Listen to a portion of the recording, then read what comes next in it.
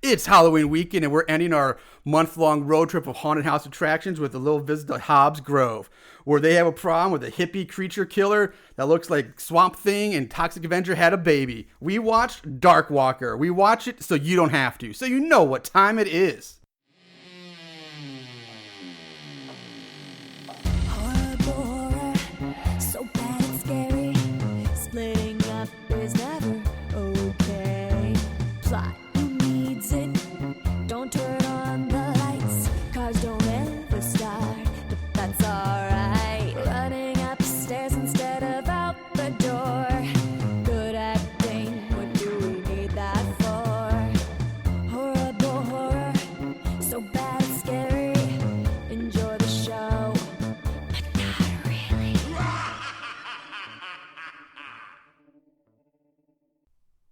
Happy Halloween, Moon Goons. Welcome to Horrible Horror, the podcast where we watch the worst of the worst in horror movies.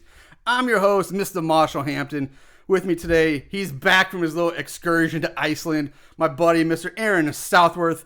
How are you doing, man? You came back from the cold north. You got in touch with your Icelandic, your Viking roots a bit. So yeah, it's good to have you back. I'm back, man. I came back from the northernmost world capital, Reykjavik. So I'm back, man.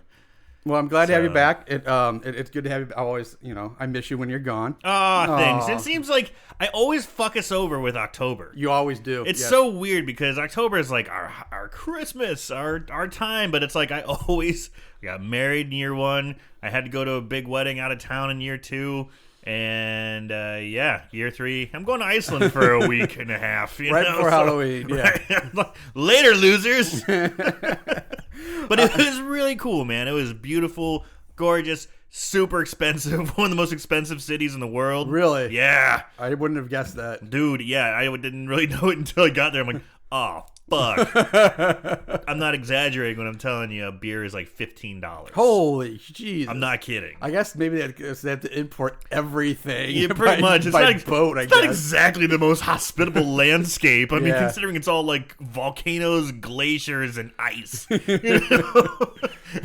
Yeah, I guess that would make sense. But goddamn, $50 for a beer. $15 for a beer. Now they did have happy Man, hours. I used to complain about ballpark prices. Yeah. $9 for a beer, Jesus. Yeah, so they did have happy hours where you get half price, where it's like $7. Oh, so now you're back at ballpark strip club prices for beers.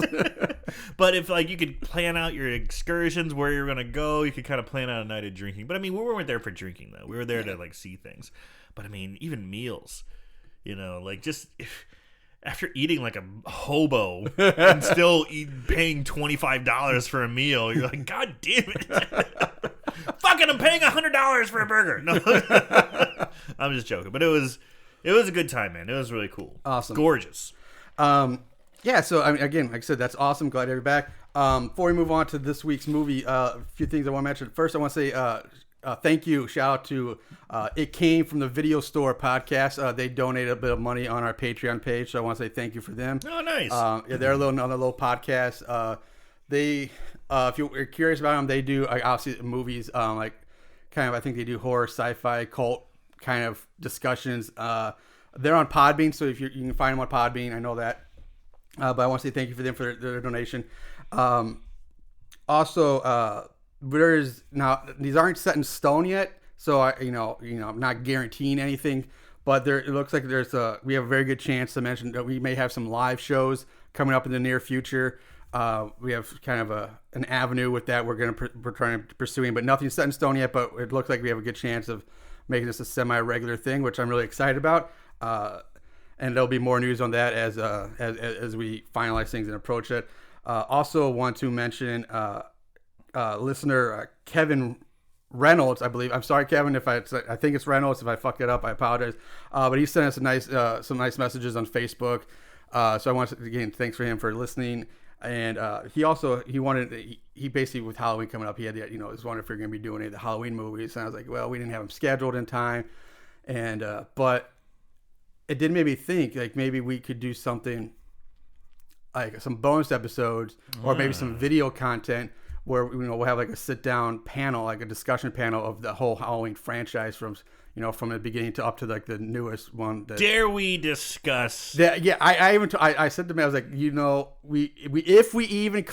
I said a big if we cover Halloween 3, be prepared for some angry rants from my end. I just think you're a big baby. But yeah, we may get to that. We might not. I don't know. But I'm trying to put together a panel right now. One of the guys who wants to be on the panel, he's recovering from surgery. So Coffee Doug Jones, you're listening. Hope you can, while you're resting up, hurry up so we can get you back on here. Yeah, speedy recovery, my friend. So I'm kind of excited about that. I think I want to do it as like maybe a video series, and we'll post on like YouTube and our website. Look at all these ideas you got coming up. We're going to be live shows. We might have a panel. I go on vacation and all of a sudden become like, Albert Einstein over here coming up with all kinds of stuff. Or maybe an Elon Musk to be a little bit more more modern. Yeah. Well, you know what? Get you back in the flow of things. I will turn the show over to you so you can get back in the flow of plugging all of our shit, our shameless plugging.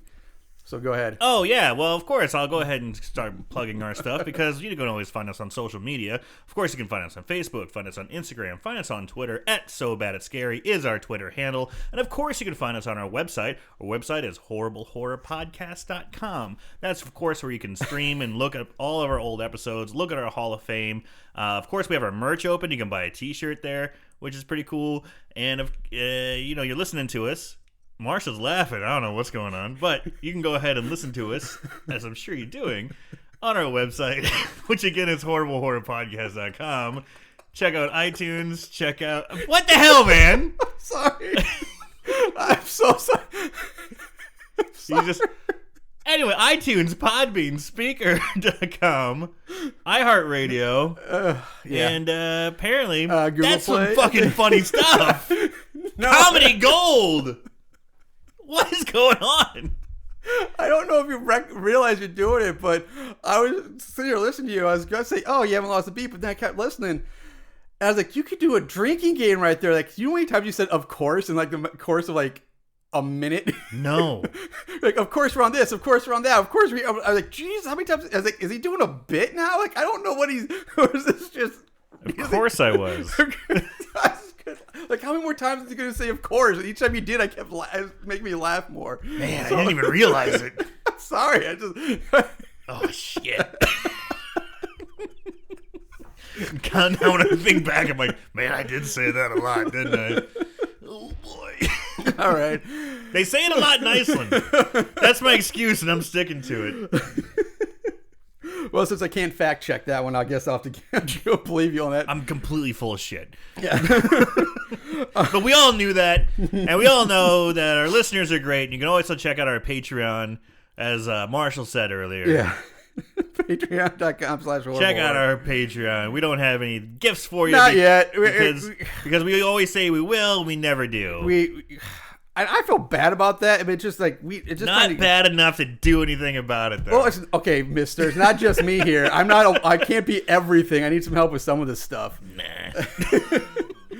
All right. Anyway, let's move on. Let's get to the actual movie this week.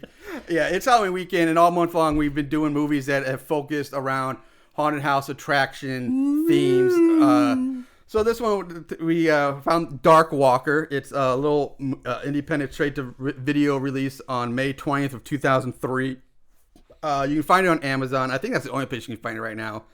Amazon Prime. Yeah, it is on Prime, so it is free with a Prime account, so that's nice. It's written by Chuck Williams and Dan Jacobs. Directed by Danny Draven. Now, this guy, I didn't realize it, but until I started looking at him, I was like, holy shit, this guy might be a legit contender for our Hall of Fame here coming up. He's a Full Moon guy. He's got 75 credits as a producer, including movies as Ooga Booga, Zombies vs. Strippers, The Dead Want Women, Killer Eye, Halloween Haunt, Ginger Dead Man, and the Evil Bong and Killjoy series, along with Crips and The Horrible Dr. Bones. He's got 18 credits as a director, including the movie Crips that I just mentioned. And he also did the 2002 remake of Deathbed. Yes, a horror movie called Deathbed. It's been on our list for a while, and there's a good chance we will be getting to that in the future. A bed that eats people. Dude, Ooga Booga is so fucking racist sounding. It is. And, I know. And the movie's pretty damn racist too. I watched it a few years ago because I was like looking for something. I don't know if we can do that. Yeah, there's some. Yeah.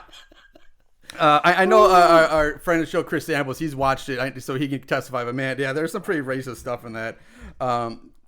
Yeah, so Danny Draven directed this. The cast, let's see. We have only, I think, 2 people I'm mentioning. First, I'll mention Rick Irving, who plays BJ. He's got 26 credits. He started out as a theater actor, which is weird, given he's not that great. I thought he'd be better. Damn. But he's also kind of a Danny Draven guy. He's been in Danny Draven movies like Crips. He's also in Deathbed, and he's done a few. So he's kind of one of these guys that Draven works with a lot in his other projects. Then we have the killer itself. Our monster is played by Chuck Williams, who also is one of the writers and producers of this movie. He's got 43 credits as a producer, also including movies like he was also in the movie Horror Vision and Bubba Hotep. And then lastly, I'm going to mention our sheriff, our big bad sheriff. Yes. Is played by Brad Potts. He's got 85 credits. This was his very first acting job, like his first movie ever. Now, he was also in a movie called Water for Elephants, which some of you may have heard of. He's also in a Fits in the Tantrum music video for a video called The Walker. And for those of you who diehard Moongoons out there who have followed us and maybe watched all the movies we do on here, or at least listen to him. Listen to him. He's back. This is his second appearance on our show. Yeah. And Aaron's obviously picked up on who he was, but I wasn't sure if he would. But he was in Zombies vs. Strippers, aka Zombie Decadence, where he played the religious biker gang leader Red Wings. I fucking knew it as soon as I saw him. I went, Red Wings! I was pretty pumped. I was like, ooh, this movie just got, it went up a notch. It went up a notch. I was like, oh! Things might be okay here. We might be all right. I wonder how long that feeling lasted for you. So that's it. All right. Let's go into the movie now. We open in Hobbs Grove, California, way back in the old 1878. Back in the long, long ago. Yes, in the long, long, long ago.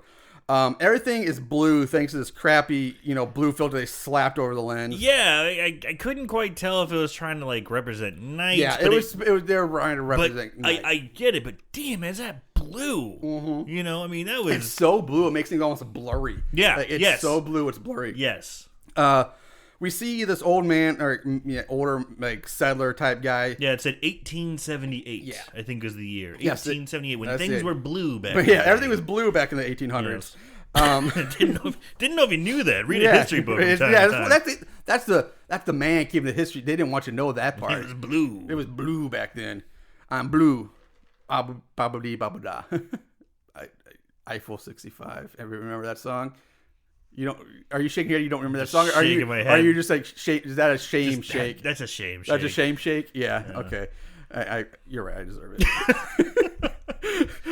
So anyway, the man he's walking around. He picks up a pumpkin from a pumpkin patch, takes it back to his campsite where his wife and his 2 children are sleeping.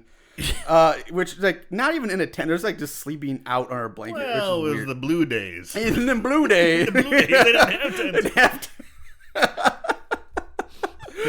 He goes to carve the pumpkin. First of all, he carves the pumpkin with a sickle, which is the worst thing imaginable. You probably have better luck carving a pumpkin with a stick than a sickle. It was just weird too.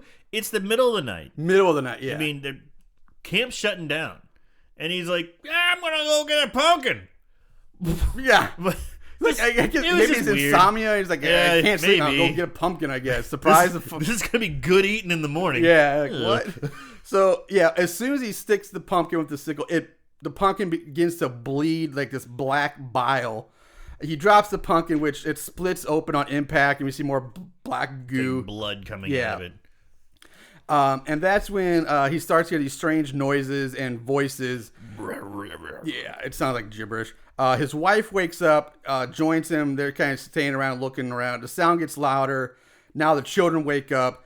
The man and the woman turn around and they see a monster, like I said, that looks kind of like Swamp Ape and the Toxic Avenger had a baby. And just kind of standing there in the bushes looking at him. The monster picks up the sickle and kills the wife. And we're left to assume that he basically kills the whole family, but we don't. It cuts away before we really see anything. Yeah, you kind of hear noises of You hear commotion, and screaming, and hacking sounds, but you don't see what happens. Exactly. Really. We roll the opening credits, which are played over a montage of various shots and footage from some haunted house attraction. Yeah, this was weird. Again, they keep the blue filter on. Yeah, and it's fucking 3 minutes long. It's way. Yeah. I timed it because I was like, okay, I get it. And this is where we have a theme going on. We have the haunted house theme for this month of October.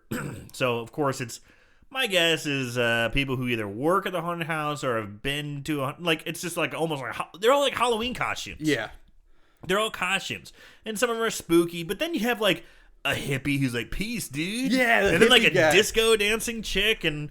I'm like, yeah, I agree with that. That kind of lost me on the hippie and the dancer. I was like, what?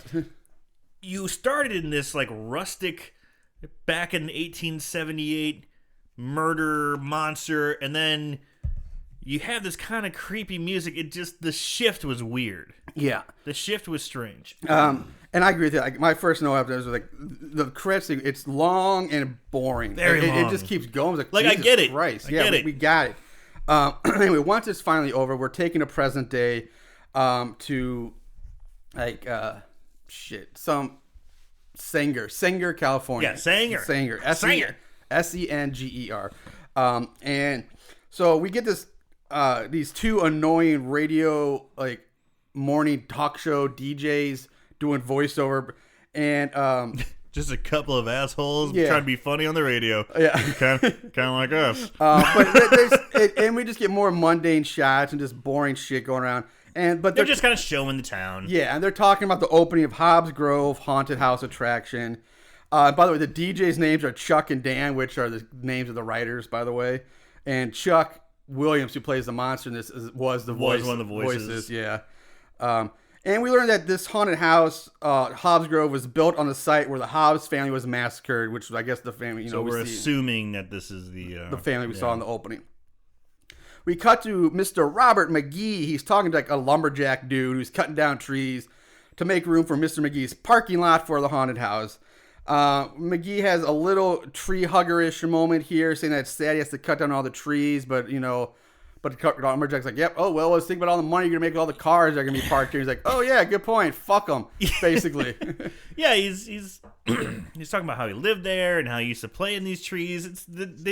Didn't he say that? Something to the effect like that. of, like... I don't know. I know he was sad for some. He's like, I hate to see these. They've been here for so long. I hate to see the trees get cut Yeah, I thought he said something about how he used to play in the trees. It made me think, did he live here? Did he have any association with it? But whatever. I don't know. I missed that part. But anyway, the guy's like, we're going to make progress, man. That's what you do. And so they're kind of hitting on, like you said, the hippie kind of, we're destroying this land for progress and capitalism. For profit. You're going to make a killing off this local yearly very seasonal haunted house attraction. This is not the first movie that's done this, by the way. It seems like there's a theme in B-level horror movies where you can make a killing. Yeah, apparently, if you own a haunted house, you're a billionaire. You're going to be rolling in it.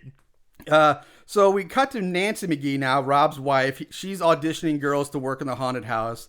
This is where we meet Stephanie, who gets hired based off of her screaming ability. It's another thing. They're holding auditions for people to work at a haunted house. Yeah. You need bodies. You just need people who will be willing to show up for peanuts. Yeah. And go ooga booga. Auditions. Come on. And then we go right back to the lumberjack guy who gets interrupted by this grizzled old man in overalls. This guy turns out to be the caretaker of the land. Which is like, what?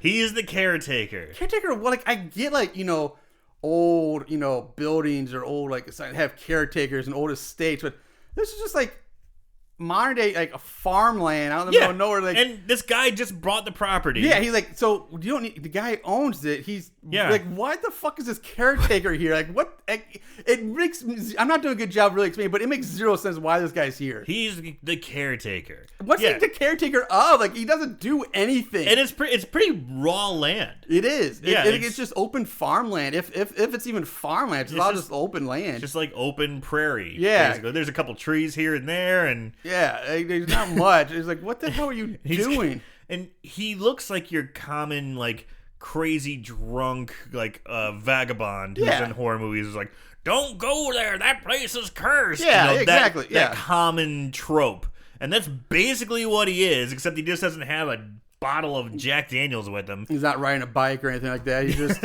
he's just this old grizzled man in overalls, and he's just like he mumbles and growls, grumbling and bitching, and I'm old and pissed off, and I gotta eat pork and beans.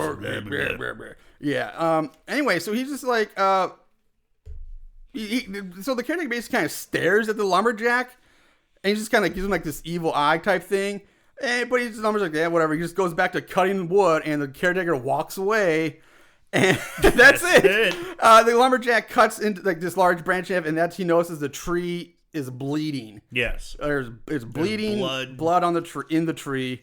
So now we cut back. We go back to Maggie. They don't really call anyone more about that. Nope, that's it. Never, no call back to that ever again.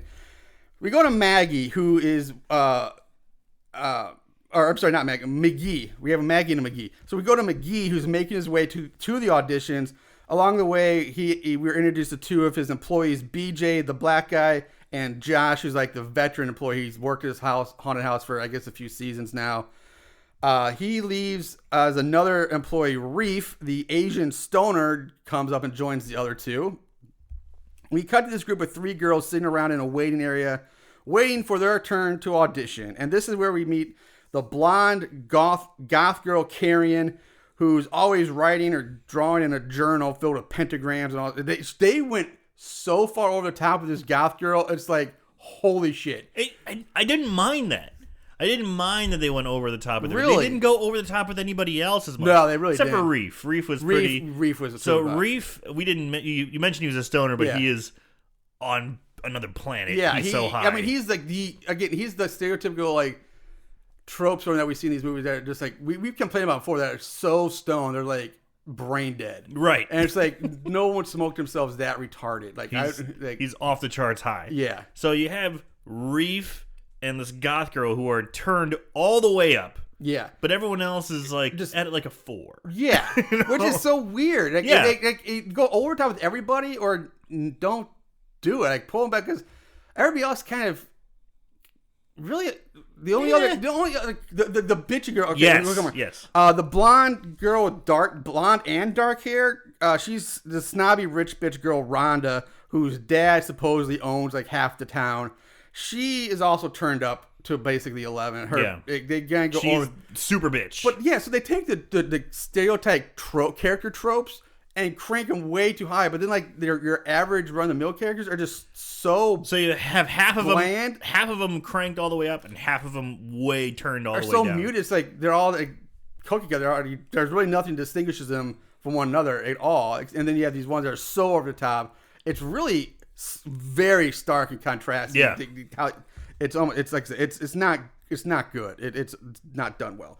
And then we have another blonde girl who she's the quiet, mousy, good girl Maggie. Yeah, they're all blonde. Yep, all blonde. Stephanie's the only non-blonde in here.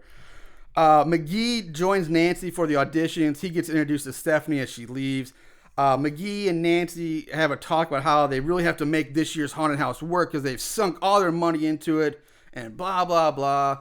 Which Aaron's looks like he's about to lose his mind over that. I am about to blow my fucking stack here. I cannot stand the logic behind this. And I don't know if I love it or hate it. You know? It's like, we're putting all of our money into this haunted house. It's going to make all of our problems go away. For like 3 months. I listened to the episode you did last week where I was gone. I came back and I listened to it, and it sounded like the same kind of thing. Yeah, right. Where these people are putting all their eggs in one basket. Yeah. And then I listened to Halloween Haunt, Killer Eye, where they're like, this haunted house pays all our bills. Yes. I forgot about that. Yes. Now we live off this for a whole year. This one, it's like, this is going to make our dreams come true. Really? If haunted houses were this profitable, you think it'd be like, people would be onto something. They'd be all over the place. No. Oh, more of them are closing down every year. They're staying open. They're seeing less and less of them. I forgot they said that in Halloween Haunt. Yeah, and I just watched it the other night, too. Oh, God. I'm just... It's just so crazy. Yeah. So, anyway, they go back to auditioning girls, and we get a short scene between Stephanie and Rhonda, which is basically just a filter scene to, again, really show off how bitchy and snobby Rhonda is. They really have to hammer this home, like insanely hard over your head. It was like in a short amount of time. She's calling people cows and poor and trash and... Oh, my shoes are worth more than this, and blah, I should be in Barbados and blah, or somewhere, I don't know, but yeah. And she looks like the trailer park queen. Yeah, she kind of looks trashy. She looks trashy. Yeah, she looks like... She doesn't look like the rich bitch snob. She looks trailer park, like the trailer park prom queen. She's smoking a cigarette, too. Yeah. It's like... Really? The rich bitch kind of has a bad hair dye job? It's horrible. It's like smokes reds? Yeah. Granted, it's a small town, but still, like, is the rich... Is that I mean, it's a small town, so maybe the richest person is just the one with the biggest trailer park or something. Oh. I don't know, but she looks... It does not... They did not... Wardrobe did not do a good job with her. They didn't help convey the rich bitch ad. No, they did not. So anyway, Stephanie goes off to join the guys who are hanging out on a picnic table, and this is where Carrion comes up, tells them, "Hey, I just got hired on too, guys! Yay!" And you are hearing this correctly. Her name is Carrion. Yeah, which means dead meat. So we go back to Maggie in her audition, and again, they really have to hammer home the fact that Maggie's just shy and mousy. Like, there's no subtlety to these things. So yeah, okay. No nuance here. You have shy and mousy, okay. Yeah. You have stoner, okay. You have bitch, okay. You have goth, all right. Yeah. And then you have three people that are just Josh, Stephanie, and somebody else. They're just like white guy, black guy, blonde, brunette girl. Yeah, like like that's the only thing that's identifiable about him. It really is. And in a weird way, I guess I am kind of glad they didn't play up that the black guy's black by him being all crazy street and stuff. He was just a guy. He sort of, but he had moments where they He had moments where they were trying to push it a little bit. He's like, "You're right. I'm gonna bounce." Like, I'm out of here. Like, he had his moments. He did have moments. He did have a little smattering of stereotypical bullshit, but not that much. Not that much. They really they didn't go too crazy with it. Which I will say, I was very surprised. I kept waiting for like they're gonna hammer home like his urbanness or something. Dude, I was just waiting for him to have like a bandana hanging at the back of his pants, like wearing a wife beater, gun sticking out of his belt, holding a basketball or something. But they didn't. Yeah. They didn't think as racistly as I do. Good for them. Yeah. Anyway, Nancy tells Maggie, you're not coming for this. Try again next year. Thanks for coming. Blah blah blah. Maggie shakes McGee's hand, and that's when she gets a vision. Oh no! Yep, you heard it. Here we go again. Another fucking psychic vision of a woman in a wheelchair and some kids. When this happened, Maggie lets out this loud scream, which makes the McGees reconsider the decision not to hire her. And like, oh, you know what? You're hired anyway. That was a great scream. That was a great scream. You shocked me, and you had a weird vision. Yep, you're hired. You're hired. Yep. Let's not talk about that. Never again. Outside, McGee and Nancy introduce Maggie to the others. And then they go over the basic ground rules of working at Hobbs Grove, which is no drinking, no drugs, no pranks, and no sex in between shifts. They break before they have a nighttime flashlight tour of the haunted house, so they can kind of see what they're gonna be working in. We get a short shot of the monster's hand rising up from the ground in front of the Hobbs Grove sign, and this is such a Dude, this is what stuff we did. This is exactly what we did in high school. Like, this is exactly what we did. It's like ninth grade a shit. pile of leaves. Yep. The shot of the sign, and then the hand shoots up and goes, roar. It was so random too, because normally like in these there's some kind of trigger that like trigger effect that makes them. It's like here it's just like everything's fine. All of a sudden, boom! Monster hand. Like right. What? You're totally right. Like it would have made more sense for that monster hand to shoot up out of the ground when we saw like maybe the bleeding tree of the lumberjack. Yeah, but we're like 10 minutes away from that now, and so it's like what? There's no trigger. Exactly. There's no trigger. There's nothing that like signifies the resurrection or the rising of the monster. Yeah. There's no. It's just here I am. Yep. Hey. And it's not monster time. And like when we jump to present day, it's not even like the 100th year anniversary. There's no day. It's just like fucking random day and time. Like, it's like no it's a little over 100 years. Yeah, there's like there's no correlation.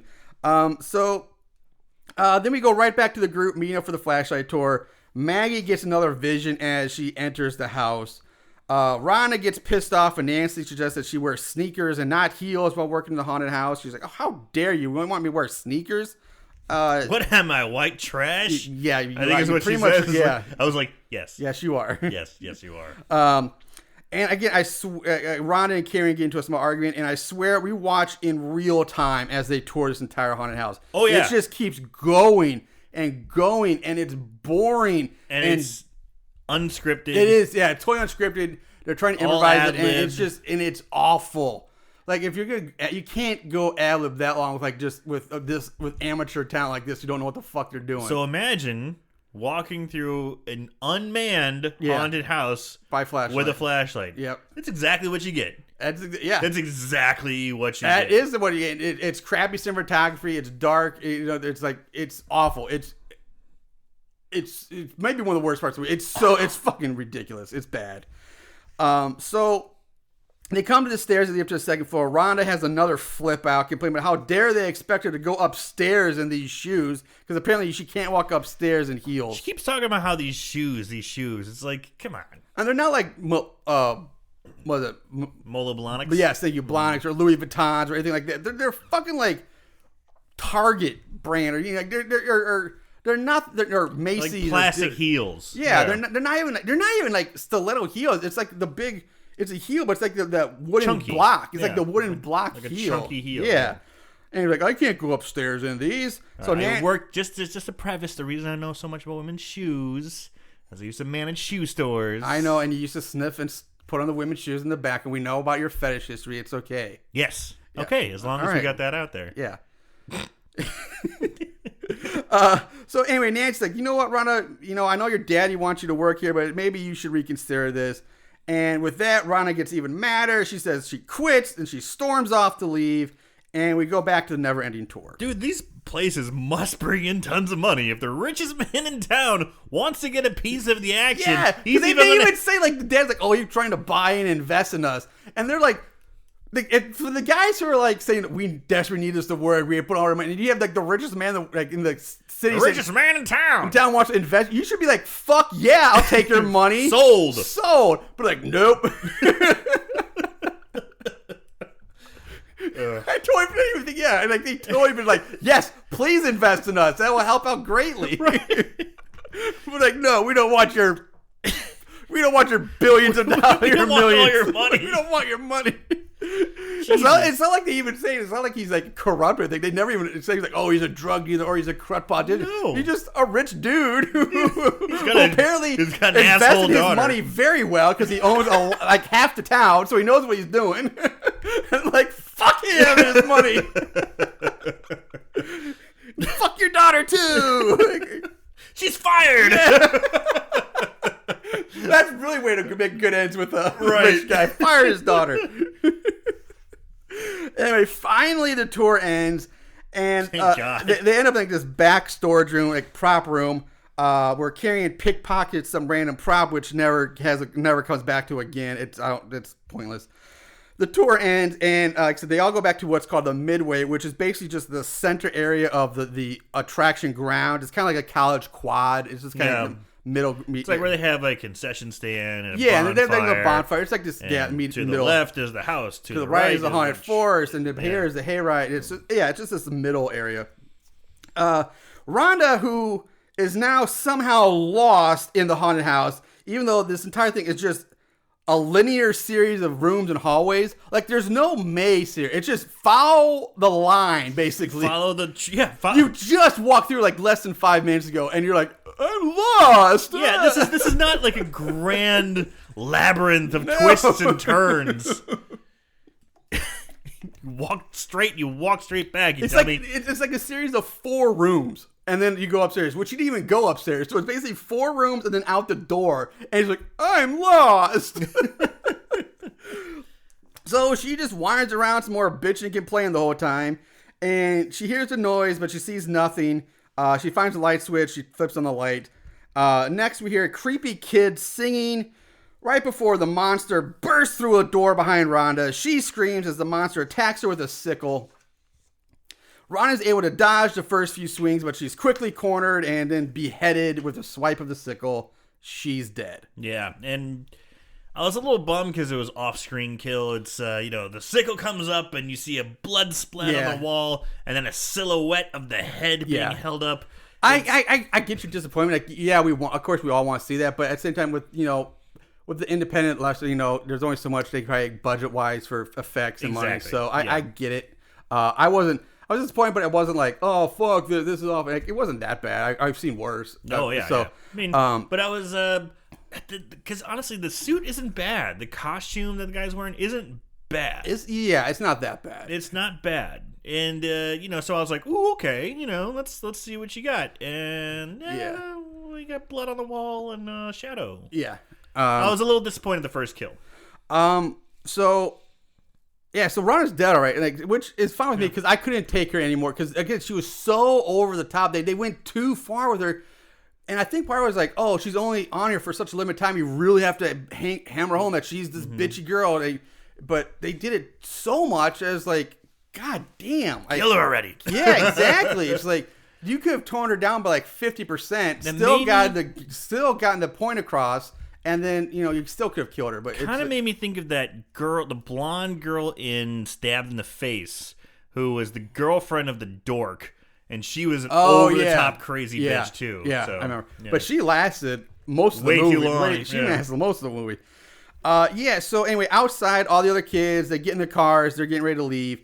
Josh offers Maggie a ride after she tells him that she had to walk 12 miles from town to get out here. 12 fucking miles to get out. Like, Jesus Christ. One way. Like, are you kidding me? Jesus Christ. It is 1878 still, I guess. God Get that bitch a horse. A fucking bike, even.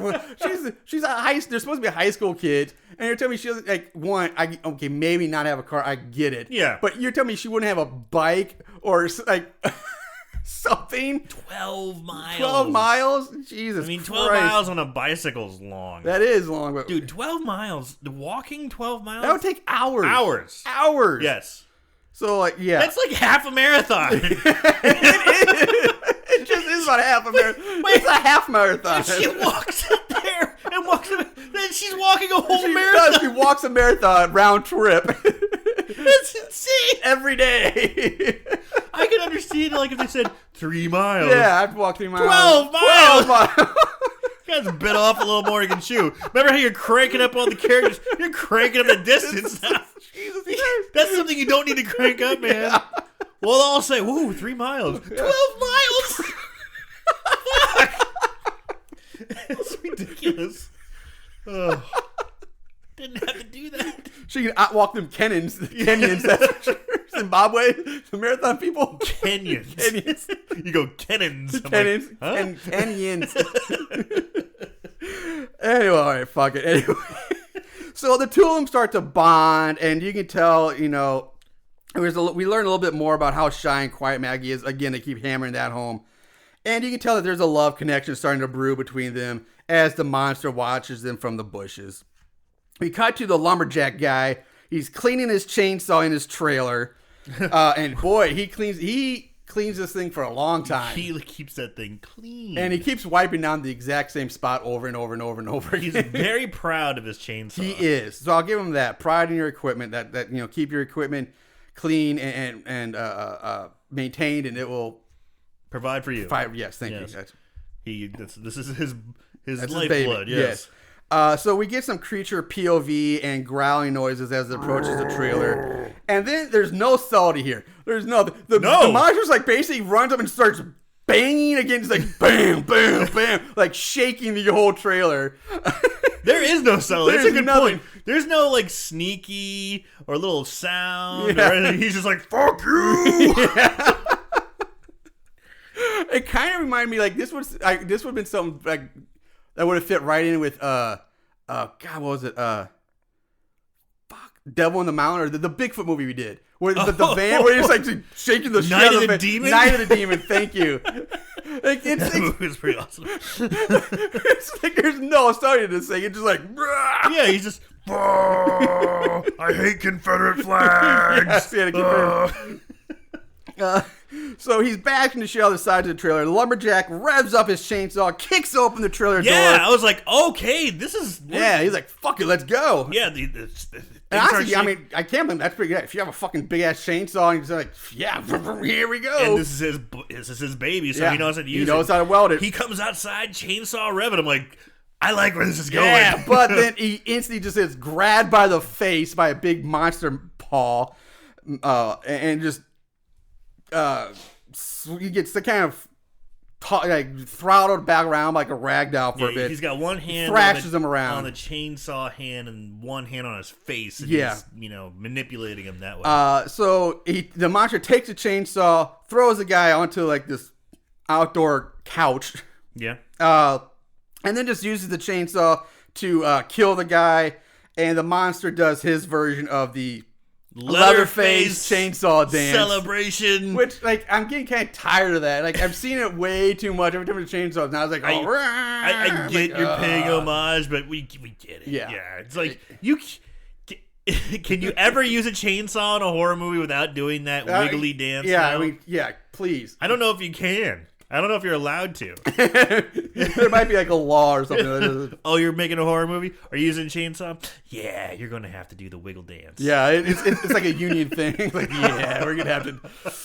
But it's I just had a picture of like, what was the guy's name from Office Space? The boss, like, yeah, we need you to come in. Lundberg. Lundberg. He's like, yeah, I just see him like sitting there with his little tie, his little cup of coffee. Yeah, you're going to need to do the wiggle dance. And then Steven, what's his name? Like Mort or what? Like goes like, that's my Steve. That's it's my chainsaw. It's my chainsaw. I mean, we're going down a weird path. We're going really weird here. But I did like the amount of blood they were using. Yeah, lots of blood. Yeah, and again, you don't see him shoving it into the guy, but it's okay because the amount of blood they use. Yeah, he's shoving it in like it would be like his chest and torso area, but you basically get him from like upper chest up and a headshot and just blood splattering all over him. Yeah. So we jump back to Josh, who's dropping Maggie off at her house, and he's like, hey, I'll pick you up and drive you to work tomorrow so you don't have to walk the 12 fucking miles. So you don't have to do a half marathon. And she's like, okay, cool, and she goes inside. Thank God. Yeah. The next morning, we meet Sheriff Gillis, who is talking to McGee while Red Wings, yes, while kneeling over the bloody body of the lumberjack, which has now been moved from the trailer to like a riverbed. Yeah, which is like really weird. Like, why would you move? Like, I don't understand that. You know what's funny? I didn't even fucking think of that. Yeah, good for you. Shame it's on like, me. Just leave him at the trailer. Like, why are you moving him to a riverbed? Like, what? You're a monster. You're not just like. It's not like you're like some guy on like SVU trying to get rid of a body. You're a fucking monster. Who cares? Gotta cover my tracks. And honestly, you're probably better off leaving them at the fucking trailer than out in the open of this riverbed where there's a bridge and everybody can see what you're doing. Especially since the and by the way, the deputy finds his severed dick nearby too. By the way, but the sheriff just chalks the lumberjack's death up to a drunken accident, which again. What? Like, this is a shitty sheriff, I'm guessing. I mean, he's in a fucking riverbed. There's no chainsaw around the body anywhere. Well, like, it would make more sense to say that if he was out at the, if the body was left at the trailer and there's this chainsaw still there, I'm like, okay, I get it. But he's in a fucking riverbed, dry riverbed, just rock. There's no chainsaw anywhere around him. Yeah, it was weird though, because he was talking about, he's like, if you look around this area, there's all kinds of beer bottles, yeah. and I'm like, okay, is the trailer right off screen? Is that but regardless, yeah, he's moved. Either way, yeah. Even the trailer is supposed to be there, the body's still been moved. Guessing that he was the trailer was back there, just off screen. I get, but honestly, I get what you're saying, but I mean, if you watch the movie and you actually see the trailer shot, you can tell that trailer's nowhere near where that body's found. But yeah, it's really weird and confusing. And I get like, oh, he was drunk, and that's fine, but how do you say it's a drunken chainsaw accident if there's no fucking chainsaw next to the body? Just leave him there. Yeah, exactly. Yeah. Well, it's a monster. He's a stupid monster, I guess. I don't know. But it's a weird... But somebody had to write that. So, I mean, that's just a weird thing to write. Like, why would you think to do that? That's just weird writing. Anyway, McGee convinces the sheriff to keep this death quiet in exchange for some free tickets to the haunted house. Sweet. And the sheriff's like, all right. I'll keep this quiet. I did like the line. I don't know if you heard the line. It's like, he's like, by looking around the state of this place, I can see 16 to 20 different alcohol bottles here, and I'll bet you all my black belt magazines that, I was like, black belt magazines? Yes. That's awesome. Yeah, I was like, two different black belt magazines and something else. And I think it was like a car magazine. Yeah, the Auto Trader or something like the sheriff actually had some good... He was probably the most entertaining character in this movie. Of course, and he delivers his lines almost as well as he did when he was Red Wings from Zombie Decadence. And like I said, this was his first acting, like his first movie, his first role. If you remember in Zombie Decadence / Zombie for Stripper, he had a very poetic way of speaking. Yes. A very deliberate, very large vocabulary, and the way he spoke and the way he addressed certain things was very specific. And he has hints of that in this as well. He kind of does, yeah. It's very similar. But again, he's definitely by far the best character in this movie.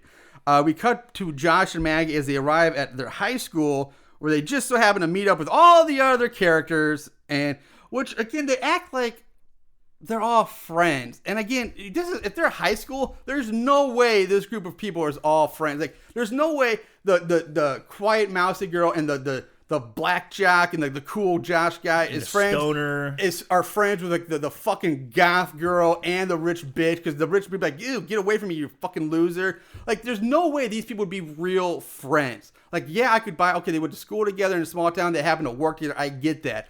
But like, they show up at the high school like, hey guys, what's up? Hey buddy. I'm like, no. I didn't mind it. I get it, but I'm just like, it wouldn't. It's just because you didn't have any friends in high school. You don't know how it is.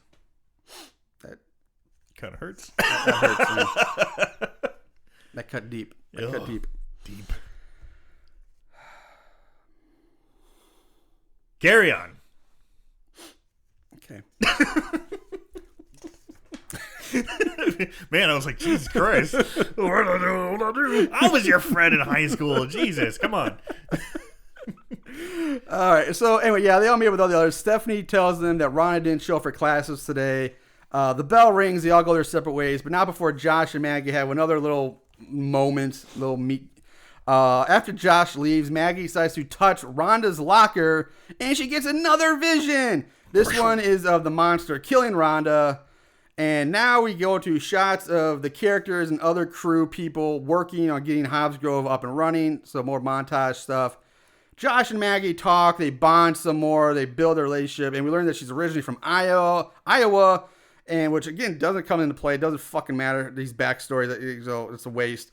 And we see like the creepy old caretaker. He's walking about just doing his creepy thing. Just stumbling around like he's drunk, but he doesn't have any booze. Not caring for anything, not taking care of anything, not working, just bopping around. He should have had like the jug with like the 3 X's on it or something like that. That's basically what he might as well be doing. He should be doing. That's what he should be doing, but he forgot his prop. Yeah. He's like, oh shit. I guess I'll just stumble around and be weird.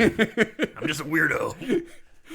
We jump to BJ and Stephanie. They're working on setting up some area. And BJ notices that he steps in fresh blood on the ground. doesn't say anything about it, and that's the whole scene. So again, it's like, what? There's a tree that he puts his hand on, his hand's bloody, the ground is bloody, and he's like, boo. Yeah, like, and that's it. And we cut to the opening night of Hobbs Grove Haunted House attraction, and we have the sheriff and McGee have a short exchange of words. And now we start getting shots of the patrons, all the paying people going through the various haunted attractions like the haunted house and the haunted forest. The monster pops up in some tall grass after a group of people go by. Josh and Maggie are leading another group of 3 people up to the haunted house. This is weird. Like, I've never been to a haunted house that had tour guides. Like, you go to a haunted house, like, all right, yeah, you go in a group, and a group of 5, 7, depending on how big it is, how many people just shove you through. But like they have like escorts, like, and not just 1 but 2, like 2 escorts, like 2 tour guides to lead people up to the haunted house. Like, okay, here you go, enter if you dare, and then they just like leave, and then the haunted forest lead them through. Like, it is weird. Like, first of all, the group is only 3 people. I kind of 3 people. I can maybe get it, but man, that's a tiny group to be leading. With 2 people, like, okay, 1 per, you don't need 2 people to lead 3 people. That's just overkill. It was strange. I didn't mind it, but I was like, I've never seen it before. I've never seen it's just weird because every haunted house I've been to is like, okay, there might be somebody at the door. You buy your tickets from somebody, you go up to the door, you give them their ticket or whatever, and like, oh no, they'll do a little spiel or maybe, and they're like, okay, here you go, and they open the door, fresh meat. They yell at classic, and you go in, and that's about it, really. That's it, and then you stumble your way through. And then of course a hayride I get because you have a guy, driving the tractor, and maybe another worker there who's helping people get on and off the trail, and maybe just kind of keep an eye on things, making sure people stay on the tractor. I would get that, but this is just people walking, like, all right, walk them to the haunted house and walk them here, and then what's the point? Like, it was really weird. And I think it also, if I was there, I would be pissed. Like, I think it would take you out of the moment to have these people like babysitting you as you go through, and the kids keep supposed to have like lines or scripted stuff, and like, just let me go through and experience. They would have to be fucking on point actors, or like super into it, or making it more than what it is, and they're just literally walking by. It's like, here we go. Yeah, it's really an odd choice. I've never seen it at any haunted house. So meanwhile, Reef is smoking a joint while he waits in his like little area to scare people. He's dressed up. It's supposed to be like a voodoo priest or voodoo doctor or something like that. He's in the haunted forest part. Keep in mind, the haunted house that they had the flashlight tour in, we never go back in there. They never go back in there. You're always in the forest. Always in the fucking forest. It's always in the haunted forest. Or a haunted trail, yeah. And he starts hearing noises and growls, followed by kids laughing. He gets up to investigate, and he comes face to face with the monster. Reef in this dumbass stoner. He just goes, whoa. Now, and he offers the joint to the monster. I don't mind this so much because, one, he's working at a fucking haunted house place. And I think that's kind of thing they could have done with the monster. Have the monster walk around freely, like looking around. And people are like, whoa, cool costume, dude. Or something like that. But they never take advantage of that. I see where you're going with that. And I don't know how I feel about that. Like, I like, if it's done right, it can work because it's haunted house and amazing costume. But at the same time, coming off of shit like American Fright Fest, where the killers the exact same thing you're talking about. Oh, people walking around freely. It's like, do I really want to see that again? Okay, it's fair enough. It's used so much in these type of movies but for Reef, I could maybe see him be like, whoa, this must be another guy who works here. Yeah, considering he's in costume. He's like, want to hit, bro? And he does not want to hit. He does not want to hit. So, I guess from at that point, I guess, I didn't think of it from, I was just like, Jesus Christ. I thought it was the same stoner bullshit we've seen every story. Like, dude, here you go, man. Well, there were definitely it's a little from column A, a little from column B. But it's funny, the monster actually thinks about it for a moment. Tell, he's like, he does. He looks at the joint like, But then he just grabs Reeves by the wrist, throws him up against the wall, and kills him with the sickle. I know, it's like, you're smoking that swag shit, son. That's Die! We get more shots of people going through the haunted house and haunted forest. BJ leads his group to Reef's voodoo area, where they find Reef's severed head sitting on a shelf. But But of course, everyone thinks it's just part of the show because BJ's like, Reef, come on, man, do your He's thing. like, Do I it. guess he's supposed to be in a box that's he's supposed to pop out of. I don't even think that's it because if you look at it, like, I think he was supposed to be like, I mean, when we look at him before he's killed, he's just sitting around, and I don't think he's supposed to be in a. Honestly, the box with that's the trick. Like, just put him in there with the circle and stick his head up through it. That's just to get the shot. But I don't think he was supposed to, like, his character was supposed to pop out of that box. I think he was just supposed to be there, like, oh, I'm the voodoo doctor, and let me tell you a scary story or something. Because like, oh, this voodoo doctor shrinks heads. So I think he's supposed to come out and go like, oh, ooga booga, shrink your head and blah, or something like that. I wish you guys could see the little dances Marshall is doing here. I'm trying not to laugh as he's doing this weird shimmy. And then it's the second time we've said ooga booga. It's like the third time, really. Yeah, something like that. It's gonna be an ongoing thing. But yeah, and I think Carrion, it's either Carrion or Stephanie is with. Again, they're in groups of two. It's Carrion and BJ. And they're like, come on, Reef, do you think? Reef, what the fuck, man? The customer's like, lame, yeah. And they're like, and they, whatever, and we walk on. I guess they think he's so stoned he's asleep? Yeah, that's what it's like. That's exactly what they thought. He's so stoned, he fell asleep in a box with his head sticking out of it. Like, really? You guys are fucking morons. That's pretty bad. And again, I would, like, even if that, let's say, I really don't think that was a thing, like he's supposed to jump out of a box, but they worked there. They should know what his role was going to be and what. So if they see his head sitting on a shelf like that or a box, they should know that. Okay, first of all, that's not a hollow box. You would think they would know. Anyway, it does. I'm probably digging too deep, but I think we are. But I don't know. It's whatever. Where was I? All right. We go back to Maggie. She exits the haunted house. She takes a seat on the steps. Josh comes out to join her. They check up on her. And he's like, and they exchange words. She's like, you want to go grab some hot cocoa? And she's like, yeah, okay, let's go. And they just get up and leave. So I'm like, I thought they had a tour group with them. That he just like, it's like, fuck them, let's go get some hot chocolate. Marshall, it's cocoa time. Apparently it's cocoa time. Cocoa time. It's like, what about your tour group? You just left them there. They'll be fine. Both of them. Not once again. Well, you know what? I'll catch them. You go out. I'll catch up after this group. Nope. They're like, fuck them. We're out. What is wrong with these people? This is why Hobbs Grove's failing so bad. They have shit employees who just don't care. I don't know, man. It's supposed to make millions of dollars. The next morning, we go to Nancy, McGee, and the sheriff, and they're surrounded. They've discovered the newly discovered Reef's dead body, or his head. And again, the sheriff says he thinks it's the work of a serial killer who preys on small towns. And again, McGee pleads with the sheriff not to shut down the haunted house. He's like, please, sheriff, we got so much right on this. And again, the sheriff's like, all right. We got 2 murders now, but, whatever. We'll keep it open. One they kind of passed off as an accident. Yeah. And now it's like, this is a definite murder. There's a severed head on a box. There's no accident there. He did say, well, there was drug paraphernalia in the area. Yeah. Maybe it was a drug deal gone wrong. Drug dealer gone wrong, yeah. Over weed?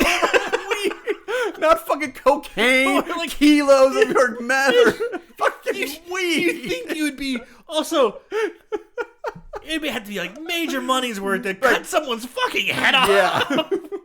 I would hope it's like hundreds of thousands of dollars. That's like cartel level shit. Yeah, no shit. Hey man, he skimped me on a bag of dime bag. Swag. Off with his head. He crossed the Red Queen, apparently. But so they all start leaving, but the sheriff's like, hey, deputy, take a picture. He does pose with the severed head. They're gonna love this in Black Belt magazine or something like that. I did get kind of giggle out of that. Yeah.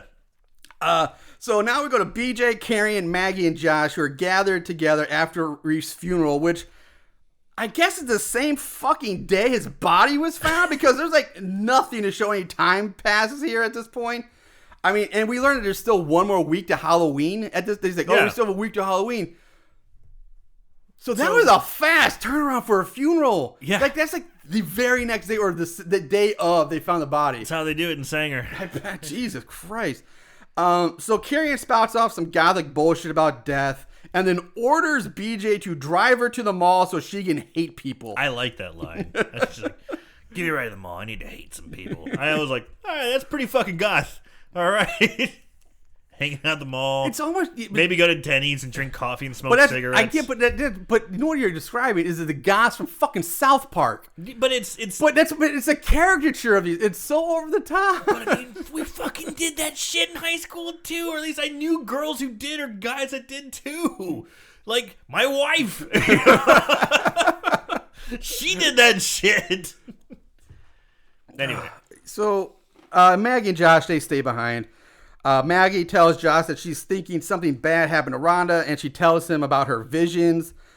They hug, which the camera stays on the hug just long enough for it to become awkward. Like, it hangs on that shot just a little too long, and just like, you can kind of tell, like, it's like, let go of me. Cut.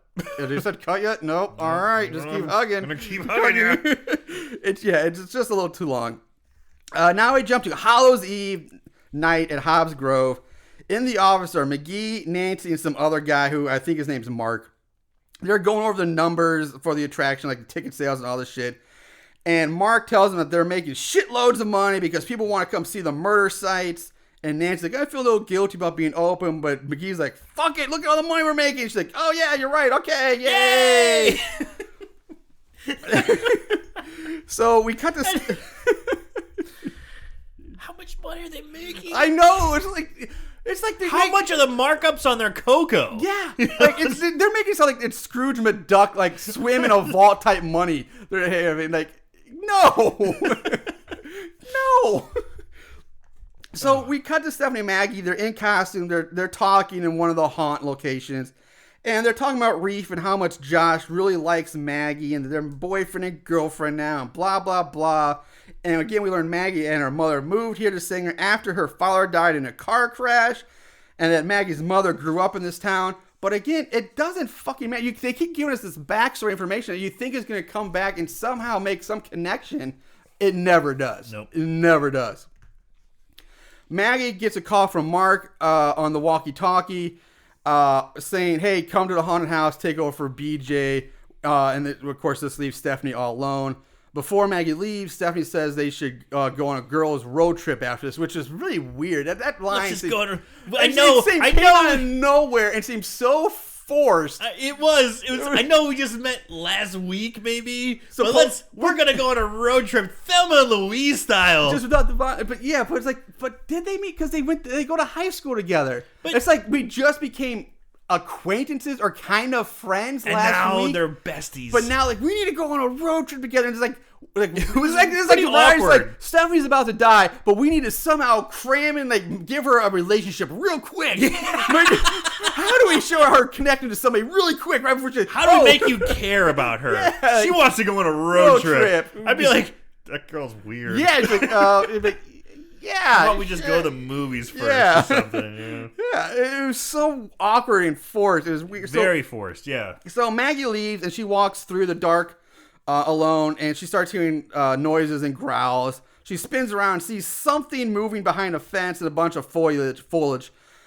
And then she bumps into the caretaker who comes up behind her. The caretaker says her innocence may save you, but blood runs deep here. And Maggie's like, hey, did you see something? And she turns to look for the monster. Is asking if she saw anyone, but when she turns back, the caretaker just vanished. He's gone. And she's like, all right. And she just walks off again. This fucking caretaker's driving me nuts. I know. It's like fucking Houdini or something just vanished, or Nightcore's teleporting around. So we go back to Stephanie, who's trying to reach Mark over one of the walkie-talkies, but she can't reach anybody now because apparently now they don't work. Even though just like 2 minutes ago they were fine. Stephanie turns around and gets a...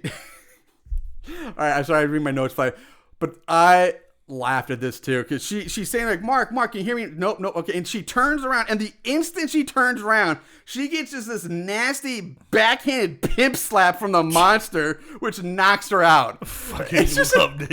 It's out of nowhere, just wham! 5 across the eye, backhand style. She drops to the ground. Bitch, where's my money? The the monster picks up this giant tombstone, which you can clearly tell is made out of styrofoam. Plastic. Yeah. But he's like, oh, it's so big and heavy. No, it's like a pound. It made me think of like those Star Trek, the old Star Treks. With the stone boulders, the styrofoam boulders. Yes. They're like bouncing off of things. I hate to bring up, it was one of the pork chop movies. Where he's killing all those hunters, and he smacks them with their head against a boulder, and you see the paper mache boulder dent. Yeah. So anyway, he picks up the tombstone and he crushes her with it, killing her. And the after effect makeup of Stephanie's face is the worst in the movie. It looks comically bad. Did they just put like Chef Boyardee ravioli on her face? Yeah, or like spaghetti or something. It's like it didn't look like a face. It just looked like smushed cherry pie. Yeah. It's like the kid from American Pie who just fucked the pie. They just put it on her face. Like, oh, we'll take that once you're done. They would have shoved it on her face. Yeah, it looks so bad. It's just unrecognizable red mush. With like an eyeball. Like you could like half her face. I couldn't even see the eyeball. I saw, yeah, but it would just look like just mush. They just put mush on her face. It was really bad. It was one of the worst effects in the movie, probably the worst effect. But the monster, he's not completely an asshole because he does decide to put the tombstone back where he got it. He puts it back. Yes. And then he picks up Stephanie by the feet and drags her away.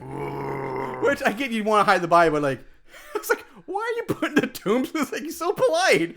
He's like, a fucking monster. Yeah, it's like, where did he get manners from? Like, he's like, what is going on with this thing? This is such a weird thing that he does. Yeah, it's like, why? It makes no sense. Like, he's supposed to be a primitive, like, killing monster. He's he's destroying trailers, he's killing people, but he'll put the tombstone decoration back where it belongs after he uses it to kill somebody. Give a hoot, don't pollute.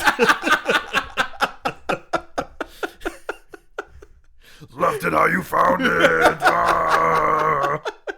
I'm going to take this body with me. It wasn't supposed to be here. I'm going to throw it away. Recycle. Jesus. Okay, so Hobbs Grove's closed down for the night. Maggie, Josh, BJ, and Carrion are they're heading to their cars in the parking lot. Maggie asks anyone if they've seen Stephanie. They're all like, nope, haven't seen her. Maggie runs her hands over Stephanie's car trying to get a vision, but nothing comes to her. BJ's like, I'm hungry, so I'm leaving. Is that what she was doing? Yeah. She's trying to get a vision? I thought she was just jealous of a ride. And it looks like that. I wish I had a car. So I wish I had to walk the 12 miles. I had to walk 12 miles. Oh, man, this Camry sure is sweet.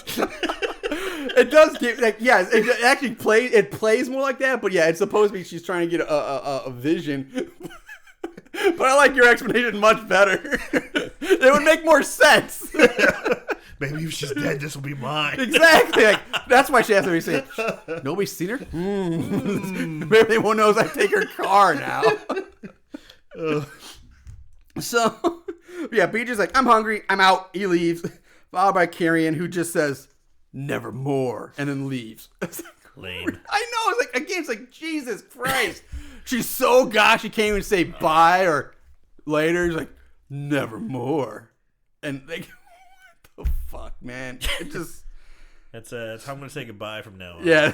See how long I keep friends. Yeah. Every time you say goodbye, say nevermore from here on out. So Maggie and Josh, they're about to kiss when they get interrupted by BJ honking his car horn. And the next morning, the sheriff, Maggie, and Nancy are gathered again, and they're talking about how Stephanie's missing this time. And the sheriff now is like, you know what? I'm going to shut this place down. But McGee again flips out, saying that it's Halloween night and that hundreds of people will be coming here. It hasn't been 24 hours. Yeah. And for some insane reason, the sheriff again agrees to let the place stay open. I sure do like this place. It's like, okay, at this point, this guy needs to not be a sheriff. And it's so funny because he's really struggling with this decision. He's like, I need to protect the people of this town. Why are you telling me not to do that? All right. Sure, we'll keep it open. We won't shut it down. But he's like, really like... I know. He's arguing against nothing because the actor who's trying to convince him to keep it over. He's like, "Come on, sheriff." I know he's like, well, I need this. My family needs this. He's It's like so important. He's a snivelly little bitch, and the sheriff is this big strapping. Yeah. And he's making this huge argument, and it's like, okay. It's like, really? Yeah, That easy, huh? Yeah, at this point, it's become unacceptable. It's comical. Yeah, it's like, why is he? Yeah. It's just silly. Cut to Maggie walking around the haunted forest area in the daytime, and she comes to Jed Hobb's actual gravesite and touches the tombstone, which, of course, this gravesite is out here after 1878. One gravestone out here by itself is, of course, why not? Looks in great shape, yeah. She gets a vision. She's so close to the actual fake I graveyard. know. It's like, here's the real one, and here's the fake just one. 10 feet back. Why even make a fake one then? Just have him walk through the real one. Just include it. Yeah. So she gets a vision of the monster killing the Hobbs family. This knocks her on her ass. She gets up to run away and runs into McGee. When she touches him, she gets another vision of his death. She runs off by herself, and McGee heads back to touch the haunted graveyard section. Touch up the haunted graveyard section of the haunted house. She's just touching everything. Yeah, he's like just zap, zap, zap. And this is where he finds a walkie-talkie underneath the tombstone that the monster used to kill Stephanie. And I don't know why he does this, but he picks it up, he looks at it, and then he just chucks it into the woods. I kind of get it. I guess he's trying to cover up a crime. He's like, oh, maybe she did die. Maybe something happened. I'm going to cover up the crime scene. Right, but it was what? But it doesn't make any sense because there's nothing. Doesn't. It's just a walkie-talkie. Yeah, it doesn't. It doesn't like point to anything. Like they already know she's missing, so there's no surprise that her walkie-talkie would be left here if she's already missing. It's not like there's a bloody knife on the ground, right? Or anything. It's just a fucking walkie-talkie. Which, by the way, you paid for. If you're so strapped for money, why are you throwing your own shit away? That's exactly. That just cost you money because now you gotta go buy another one. I was like, just put it in your fucking pocket and go, man. There's no blood on it. It doesn't say Stephanie's walkie-talkie on it. It just why? It's not like a severed foot left behind or anything like why that. Why throw that into the woods? So I understand what they were going for, but that was piss poor. Yeah, like make it either a different object or just. It didn't make him seem corrupt. It made him seem stupid. Yeah, it's just stupid. Exactly. Really he should have just picked up, looking like, maybe made a facial look like uh-oh, and then just pocket it. Yeah, that would have been better. Like, but not throw it into the, not chuck it into the woods with your if you were concerned about it. You threw it maybe 10 feet away. Yeah, I didn't throw it that and now far. your fingerprints are on it. So we join Maggie as she enters the caretaker's shack. She's looking for the caretaker. She sees him stumbling. Excuse me, sir. Yeah, sir, mister. Bitch, get away. The caretaker pops up behind. Oh, I'm sorry. She enters this room that looks like there's like an altar in there. It's like this altar with candles in this room. Again, what? Why? It looks like a kind of like a Mexican adobe almost. You know, I don't know what this place is, but I'm just like, why is there a fucking candlelit altar in this room? You know that scene in Breaking Bad where those people are climbing on their bellies to that weird altar where they're like, you can put like pictures of Jesus and they put different pictures of things. Do you remember that scene? Not Did really. you ever watch that show? I watched it, but I don't remember the scene. Oh, I don't remember that. But that's kind of what I made me think of. I was like, that was weird. Anyway, the character pops up behind her, spouting off some more cryptic shit like, we all start out as children. Innocence always remembers. Like, what? No, all of his fucking little riddles don't make any fucking sense. Like, none. Well, except that, yeah, we all do start off as children. Yes. That's a gift. Yeah, we all know that. There's nothing insightful there. But it's like, innocence always remembers. I'm like, huh? What? Innocence is an abstract, like, but it's concept. It's like, I don't mind speaking in riddles as long as you can kind of tie them back to something. Yeah. But there's nothing to tie it back to. No, they never do. And the way this guy delivers everything, he does sound like you're He is also cranked up to fucking 10 as well. He's guys like, innocence is forever. Yeah. Everyone starts off as children. Now you just sound like Jimmy Stewart. Smith. Yeah, Jimmy Stewart. Zuzus pedals. I love Zuzus pedals. I like to see Jimmy Stewart in this role. But yeah, so it's like, what the fuck is he saying? None of it makes sense. Then he lays out a stack of children's paintings in front of Maggie, saying, "These are the dreams of the innocent." And yeah, it's like, what? Come on, what the fuck? What? Maggie asks where they came from. And I don't know. Tells her kindergarten down the street. I'm a weird perv. And I steal kids' art and sniff it. I don't know. He tells her that he's gathered them over the years. Over the years, they look like they were painted last week. Right? Like they're fresh paintings, like modern finger paints on brand new paper through the years. Are you fucking kidding me? He must have a great storage system. Yeah. The caretaker rambles on, saying that he's been here for a long time, longer than anyone, that he was here before the town, before there was even a name for this land. It's a bold statement. Yeah. It's like, what? So now is this guy supposed to be a ghost now? Are we getting some kind of weird supernatural bullshit going on here? Like, what the fuck? It's kind of or is he just, like, at this point I'd be like, all right, this guy's just fucking insane. Like, he's just a nut. I'm out of here. Like, yeah. That's what she should be doing. Yeah. That's what 100% she should be like. You have a bunch of kids' paintings. You're ramming crazy shit. You're speaking in riddles. You're a psycho. I gotta get out of here. Yeah. But instead, she's like, all right. And Tell me more. She's looking through the paintings, each one looking more cryptic and prophetic than the last.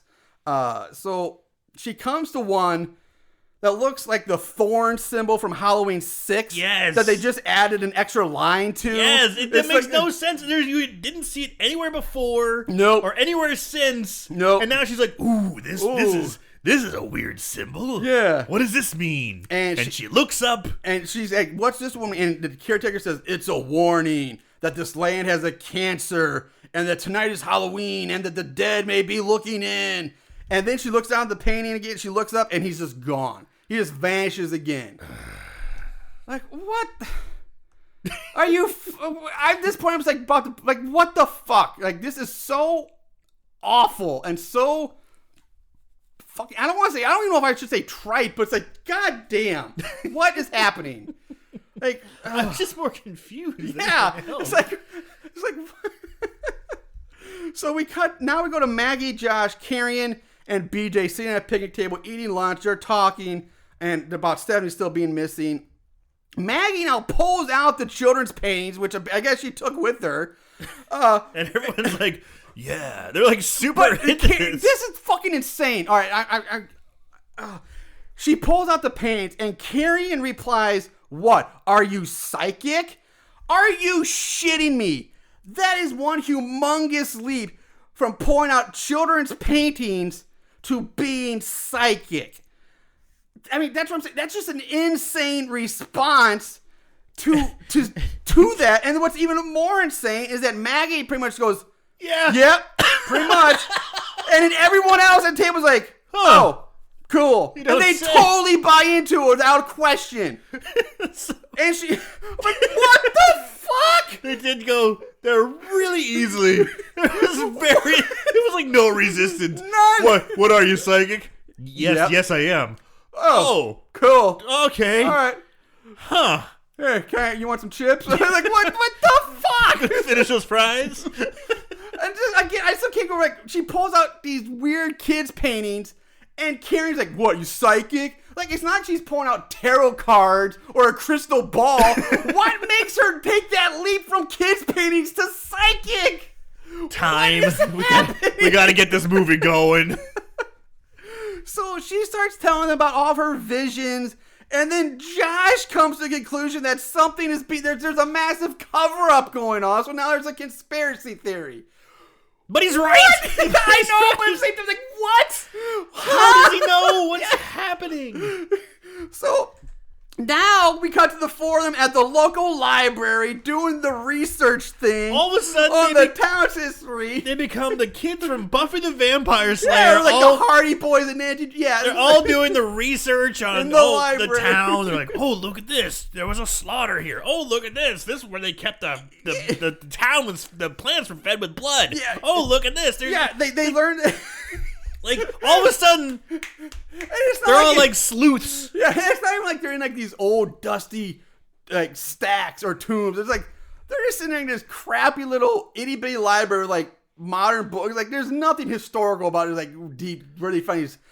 Anyway, so yeah, they learned that some cult that a bunch of old-timey farmers were a part of here worshipped the land back in the 1800s, and the settlers used blood to raise their crops.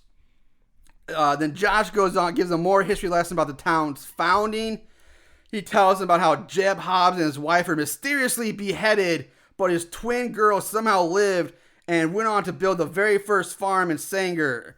And Carrion joins us saying that the cult was believed to be responsible for hundreds of disappearances, but no one ever found anything to prove it. I love how this scene goes around. It's so weird. It's like, well, I read this. Yes. Oh, I read a little bit of that too. Well, I read a little bit of this. Well, this is what I read. Like, are they all reading the same book? Like, they would all be like, yeah, it's like one. I would make sense. One person like, oh, check out this, and it would all be in one. That because all they linked all together. Like, but it's so funny how they're like, There's like one piece here, one piece here, one piece here, one piece here. It's like, and they're all like, part of the same story. Yeah, and it's all but fits to me, together. It's like playwriting or screenwriting 101. It's like, oh, we need each character to interact and say this. Yes. So this person will say this part. This person. Just have one person say, check out what I. Hey, look what I found, guys. Yeah, and then just read. Like one person should read it from a book. That would make more sense. But it was just so unnatural. It was very unnatural. Yeah, it's yes. like the going around the table and each having like little pieces of history. Yeah. And then it seems like it's this big epiphany kind of moment, right? Yeah. And then BJ's like, fuck you. Yeah. Nope, I don't buy any of this. I don't buy any of this. Later. Yep. I'm out because I don't. I'm a bounce. I'm not losing my job. Yeah, that's where just like the little sliver of blackness comes through. Like, I'm gonna bounce. I'm gonna bounce. I'm out. So he's like, I gotta go. It's my last day of work in Hobbs Grove. I'm not losing my job. Carrion also goes with BJ because she says I'm not losing my job either. But Josh stays behind with Maggie, saying that wherever she goes, he'll follow.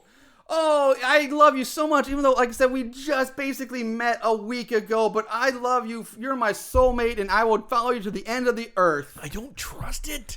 I know. It's like too much. It's like if I was this girl, I'd be like, you are just trying to get in my puss. yeah, like he's laying on so thick. You are a sleazy little dig. Yeah, like he's up to something. This guy is. It's too much. Yeah, 100% agree with you. It's too Prince Valiant going on. What is going? Yeah, I do not trust you. You know what the funny thing is? I just realized that's the bullshit line I would have said in high school because I was like at the point like when you're just desperate for puss in that weird awkward age, like, yeah, I'll stay with it, because I might have a chance to go with her. So yeah, I would lay it on thick. I'm like, yeah, because I'm thinking I'm trying to be like, yeah, but no, like high school girls are stupid. Most times pretty stupid. They don't get her, but like her, yeah, like this one, but I totally get. I agree. See, like way too thick. So you tried to white knight that shit, huh? Yeah, I did. I tried to white knight a lot of times. Yeah, I was just more of a rogue. I'm like, bleh, whatever. So yeah, it didn't really work. I always friend zoned more times than not. So yeah, should have been a little bit more of a dick. Yeah, exactly. Well, it's true, man. Yeah. It really is true. You gotta be a bit of a dick. Anyway, Maggie comes across some info on Grace Hobbs now in the library, the last remaining descendant of Jed Hobbs, which I know it's a movie and they're trying to push along what plot there is to this bullshit, but it's just such a, like, there's no shot of like, asking, oh, I need to find, where do I find this? It was like, they just happen to have all the information right there in front of them. There's no like, there's no shots of them like going through books, like, oh, not this book or not this book. Oh, I found this book, or like there's like not even like the historical side, like, like a history of like the people that lived there, or like a census, like old census information. It's just like all these random like fucking high school books or something like that. It's like, what? So she tells Josh that Grace has Alzheimer's and hasn't left her house in 10 years. So, of course, they decide to go pay Grace a visit to refresh her memory. Let's go spark her memory. Yeah. That's how Alzheimer's works. Yeah, all we need is she just needs a little push, and she'll be fine. So the two of them arrive at Grace's house, where they find Grace sitting in this old rocking chair out in her backyard. Is there any caregiver there? No. She's just like this old, apparently really old Alzheimer's woman alone out in the middle of nowhere. And she's sitting in a rocking chair at the crest of of a a hill. giant hill. Yeah, a giant hill. It's a great thing for an Alzheimer's patient to be around. Yeah, just zoom. Rocked a little too hard. yeah. So Grace at this point seems to be in this catatonic state because all Alzheimer's patients are also in a catatonic state too. Where they find Grace sitting. I'm reading my notes. But when Maggie pulls out the child's drawings, which she's still hauling around with her, she says to her, "You drew these, didn't you?" And I'm like, what? Where did you get that? Again, how the fuck would Maggie know this? Fuck it. There's been not 1 ounce of foreshadowing or link that would lead anyone to make the assumption that she was the girl that drew these paintings.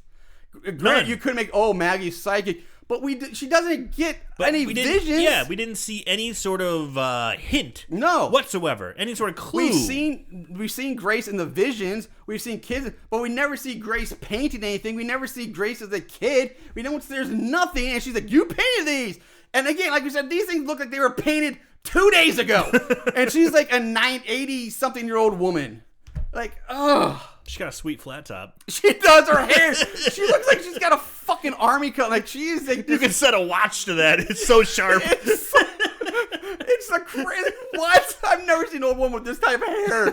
It's insane. I thought it was a man. I know it does. It looks like a dude. Because she's a very masculine face, and there's this very short, like spiky, almost like kind of bedheadish, kind of like the messy by design haircut. And it's like, I thought it looks like a dude too. So she's showing her the pictures. Yeah, and but then the old grandma snaps. Yeah, she's like, huh? She reaches out a hand, grabs Maggie around the wrist, and this triggers another vision. In this one, we see Maggie taking the paintings from Grace, rolling them up. Or sorry, not Maggie. McGee. We see Mr. McGee taking the paintings from Grace and rolling them up, along with some images of the monster and some twin girls. Grace then speaks, saying, "He who defies the earth dies." And then she goes right back into her catatonic state, rocking in a rocking chair like she had a lobotomy. And that's it. That's done. So we go back to Hobbs Grove, where everyone's setting up for the night, getting big, big last night, big hurrah. And McGee and Nancy chat as they walk through the grounds. McGee tells Nancy that he has a bad feeling about this, but she's like, "Hey, don't worry about it. It's, you've done a good thing here. Just gonna be fine. You're not blah, such a blah, bad blah." guy. Yeah. Night falls, the haunt's open, and you go to the sheriff wandering around alone. He comes like this big barn area, which you've never really seen before. I feel like he was walking around the perimeter. Yeah, he kind of feels like there's a perimeter, and there's like this big barn. He's away from everybody, and he finds a sickle sticking out of the side of the barn, like one of the boards. And then he starts hearing, he hears a loud crashing sound, and he pulls his gun. He goes to check it out. The barn door swings open by itself, but when he looks through, there's nothing there. So he goes to close the door, and there's the monster standing behind the door. The creature throws the sheriff to the ground, which causes him to drop his gun. But this sheriff ain't no fucking pussy. Fuck no, he's not. No, because he reads Black Belt magazine, motherfucker. He gets up, tackles the monster up against the barn, and starts beating the shit out of this creature. Right, left, bam, bam. Fucking headbutt. Yes, complete with the finishing blow headbutt that drops the monster. Drops the monster? Drops and he him. fucking just goes... just like cracks his neck, yeah, and walks over to get his gun. He goes over, pick up his gun, the piss out of the monster. Beats the shit. I fucking loved it. I'm like, yeah, I did too. I did too. And he picks up his gun, reholsters it, but then the monster just gets up, and it's very anticlimactic. He just pops up behind the sheriff, snaps his neck behind like a Slim Jim, and sheriff's dead. Yeah, sheriff's dead. The creature takes the sickle from the wall, and he just walks away. Pissed at that I was kill. So angry too. Like, you had this awesome fight scene, like this great bam. That sheriff deserved a much better death scene than that. This guy is jacked. It would His take more. Neck is as thick as a tree trunk. I was about to say that. Yeah, it's a great and point. And he can obviously manhandle the monster. Yeah. So how strong is this monster? Not fucking stronger than fucking Sheriff Red Wings. That's what it's that, because he got his ass kicked by him. Yeah. So to have this like snap neck death, I was so pissed. I was too. I was really pissed. Like, it should have been something more than just a quick neck snap. Started so good. Yeah. That fight, that was great. I'm like, if wow. he wants to come up behind him, catch him by surprise, fine. But like, I would have liked to see something like, I think they did in the Friday the 13th movie or something. But you pick him from behind and he's struggling a bit to get free, and then have like maybe the monster again. If you want to show he's a monster, he's supernatural, inhuman strength. I would like to say like do something like he picks the sheriff up over his head and like breaks his back over his knee or something, the backbreaker, something like that. That would have been at least a little better, and you could have done. It's an excuse that it maybe cost more money, but you could have had some kind of effect, at least something, a visual, not this stupid, lame neck snap. Oh, the neck snap is so lame. Yeah, I mean, it's straight out of an 80s Van Damme action movie. Just like, hi-yah! Like... They did that shit in the 80s all the time. All the time, the neck snap. It's like, whatcha? It's yeah. like... They made it look so easy. It's like, so, like anybody can do it. It's the easiest thing to do. I didn't... I remember as a kid seeing all those movies, and then the very first time I went to a chiropractor to get my neck adjusted, I was scared on my mind because like he's like doing all this neck, and he's going crack, crack. I'm like, I'm gonna die. I've seen these movies. That's all. Because they're doing the exact same thing that kills people in every movie I've seen as a kid growing up. This is how Van Damme kills the bad guys. So anyway, yeah, the monster heads off. We cut to BJ Carrion, who are now just making out on a couch in some room. What? I mean, you kind of got a hint that they were like flirty with each other. I didn't even get they were flirting. I get the fact that they were friends, like they hung out. Like I thought they were just like buddies. Well, like, now they're friends with benefits. But apparently they're straight boning now because they are making out hardcore in some dirty couch or some dirty room. And then she starts having doubts, wondering if Maggie was right about this place being cursed. BJ's like, Maggie's just some freak, and you're a freak too, but only a different kind of freak. And she snaps at him saying, I'm not a freak, and I'm just a goth girl in a world of death. That's her fucking line. I'm a goth girl in a world of death. And then they go right back to making out. Sweet. What is happening? This is so... How do you get... Oh, I don't know what's happening. That felt pretty forced. It's so forced. First of all, they're making out. There's no indication these two are ever together. You never see them holding hands. She's never got his arm around her. I don't mind that. I don't care. All right. Because that doesn't surprise me. Because shit like that happens. Okay, you're right. You're right. But then she gets pissed off for he says, "Oh, you're a freak," and she gets pissed, like rightfully pissed off. But he's doing it in like a fun, playful way. But she like freaks out. Yeah, but okay, she's sensitive, like I'm not a freak because I get that. But if you're gonna get that pissed off about it, you can't instantly go right back to making out like nothing fucking happened. And like, oh, I'm so mad. Oh, I'm gonna make out with you. Just fuck. Yeah, me. her reaction was way too high. Like if she was trying to be sexy, like a little angry, but like turn it back into sexy, she missed. It was like it's a rubber band reaction. Just pull way back and snap back to where it was. It was like, what? It's good. So, anyway, they go back to making out. Carrion tells BJ that orgasms are called little deaths and that she wants a little death tonight. And more make out. And then all of a sudden, blood just explodes from BJ's mouth. BJ kind of pulls back. It looks like maybe he's like gonna take his shirt off or his pants off. Yeah, He's or kind of like the condom out or something. He's stopping to make out. He pulls back, and all of a sudden, just blood shooting out, mouth blood everywhere. He drops to the floor dead as the monster rips the sickle out of BJ's back.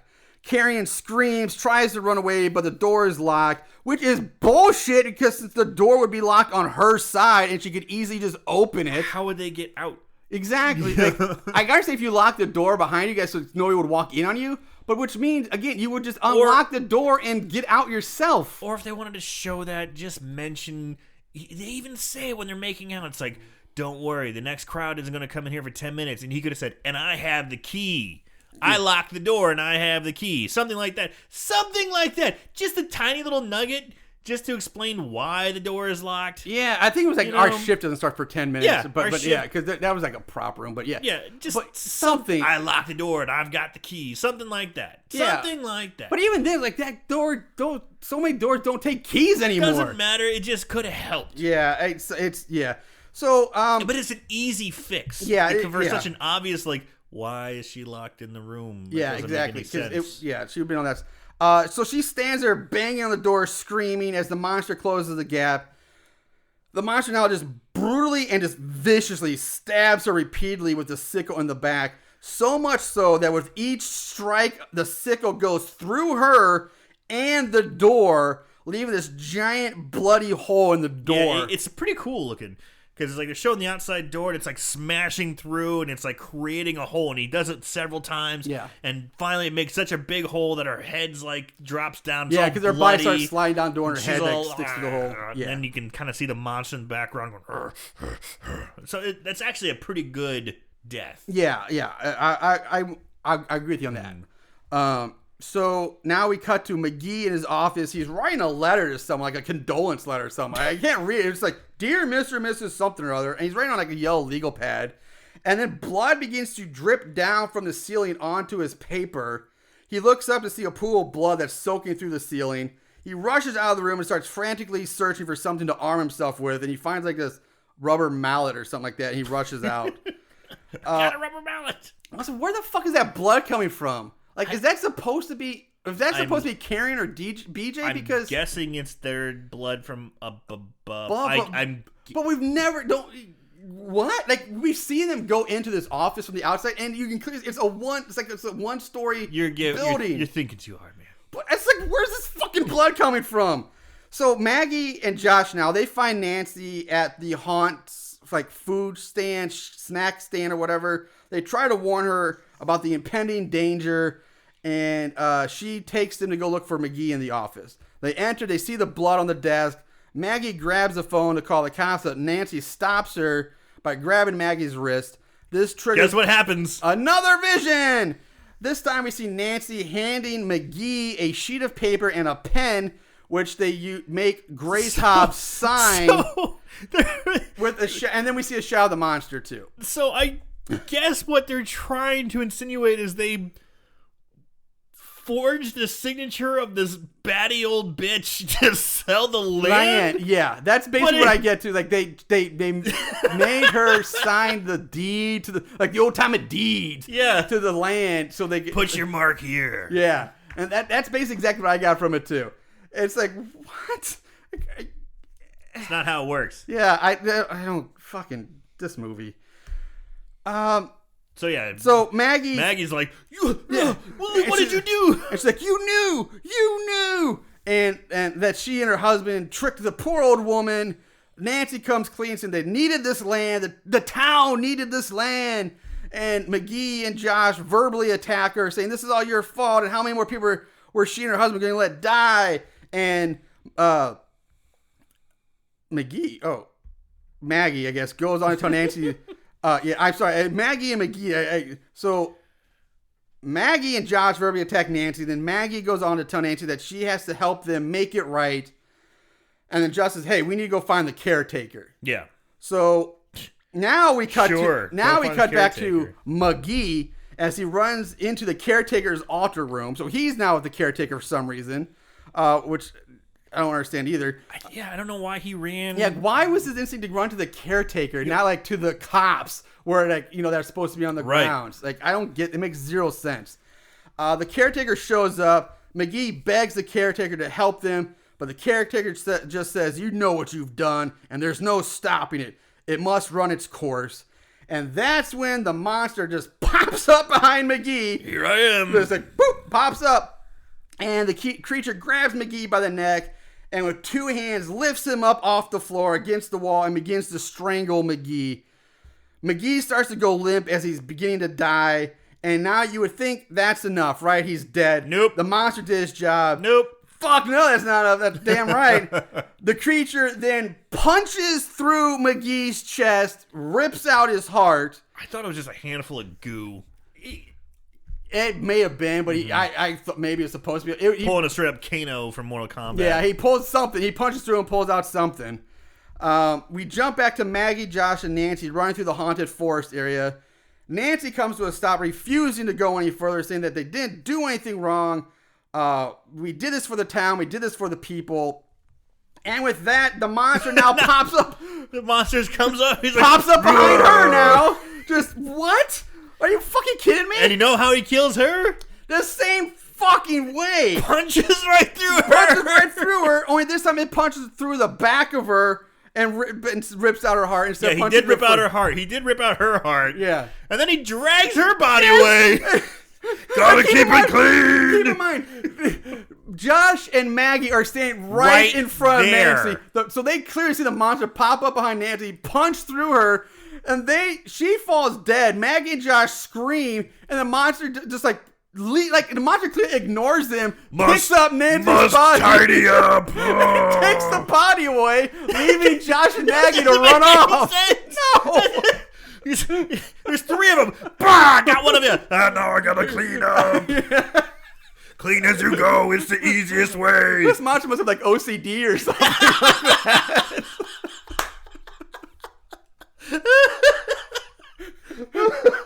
That's fucking brilliant. Fucking OCD monster. Jesus. So I won't feel right. Oh, I have so much anxiety. Must clean. must stab you exactly 3 times. Turn light switch off. On off. On off. Jesus Christ. So now Josh and Maggie, they reach the caretaker's shack. They go inside where they find McGee's dead body, which now is also missing its head. Yeah. Where did that happen? So basically, this monster really had out for McGee. Oh, shit. Starts to strangle him to death, punches through him, rips out his guts, and then for good measure decides to somehow take off his Rip head. his head off. Sure. Fuck, Jesus, that's some anger management overkill. So they enter the 2 of them enter the altar room. They find the sickle sticking out of the table in the middle of the room, next to a sign that Maggie says she saw in her vision. She's like, "That's the sign I saw." And I literally I laughed out loud this next part. The monster at this point just leaps into view from off screen, and he lands in this like ta-da pose with his arms like, ha and then I'm sorry. So Maggie's standing there, no monster. He's clearly off camera. He leaps into view, lands with his like this ta-da pose, and then just punches Maggie in the face, knocking her down to the floor. That's right. I'm laughing my ass off at this. Ha bitch! Bam! Such an unmonster thing to do. It's so After we seen him like rip people apart with his bare hands and punch through people, he nearly takes over a entire trailer, and this time he's like, poof, ta-da, bam, sucker punch. Whap! I laughed so hard. I had to pause because I was laughing so hard. But Josh goes for the sickle, but he can't pull out of the table before his arm gets grabbed by the monster. Josh tries to fight back, punches the monster in the face a few times. He's doing okay. He even tries to knee the monster in the balls, but just like Wolfman, apparently unlike Wolfman who has nards, Swamp Thing Toxic Avenger monster does not have nards. Fuck that all up. I should go back and add that and fuck it. Anyway. God damn it. Nice try. Nice try. But unlike Wolfman from Monster Squad, he apparently does not have nards. does not have nards. And so Josh gets slammed up against the wall and then slammed onto the table. The monster just grabs the sickle, hacks Josh up. And he fucking goes ham on him. Yeah, he does. I mean, he holds him down and this sickle, he's just whap, whap, whap, whap. Yeah. And all the time, there's Maggie in the corner just getting doused. Just sprayed with buckets and like an obscene amount. It's like they probably just had like a hose where they put a thumb over the hose and just like sprayed them. Because you laughed at the part when he got punched, I was laughing at this because it was obscene. I'm like, oh my god, how much blood is getting? It was like a fire hose. Yeah. And her hair was flying back because she was getting hit with so much blood.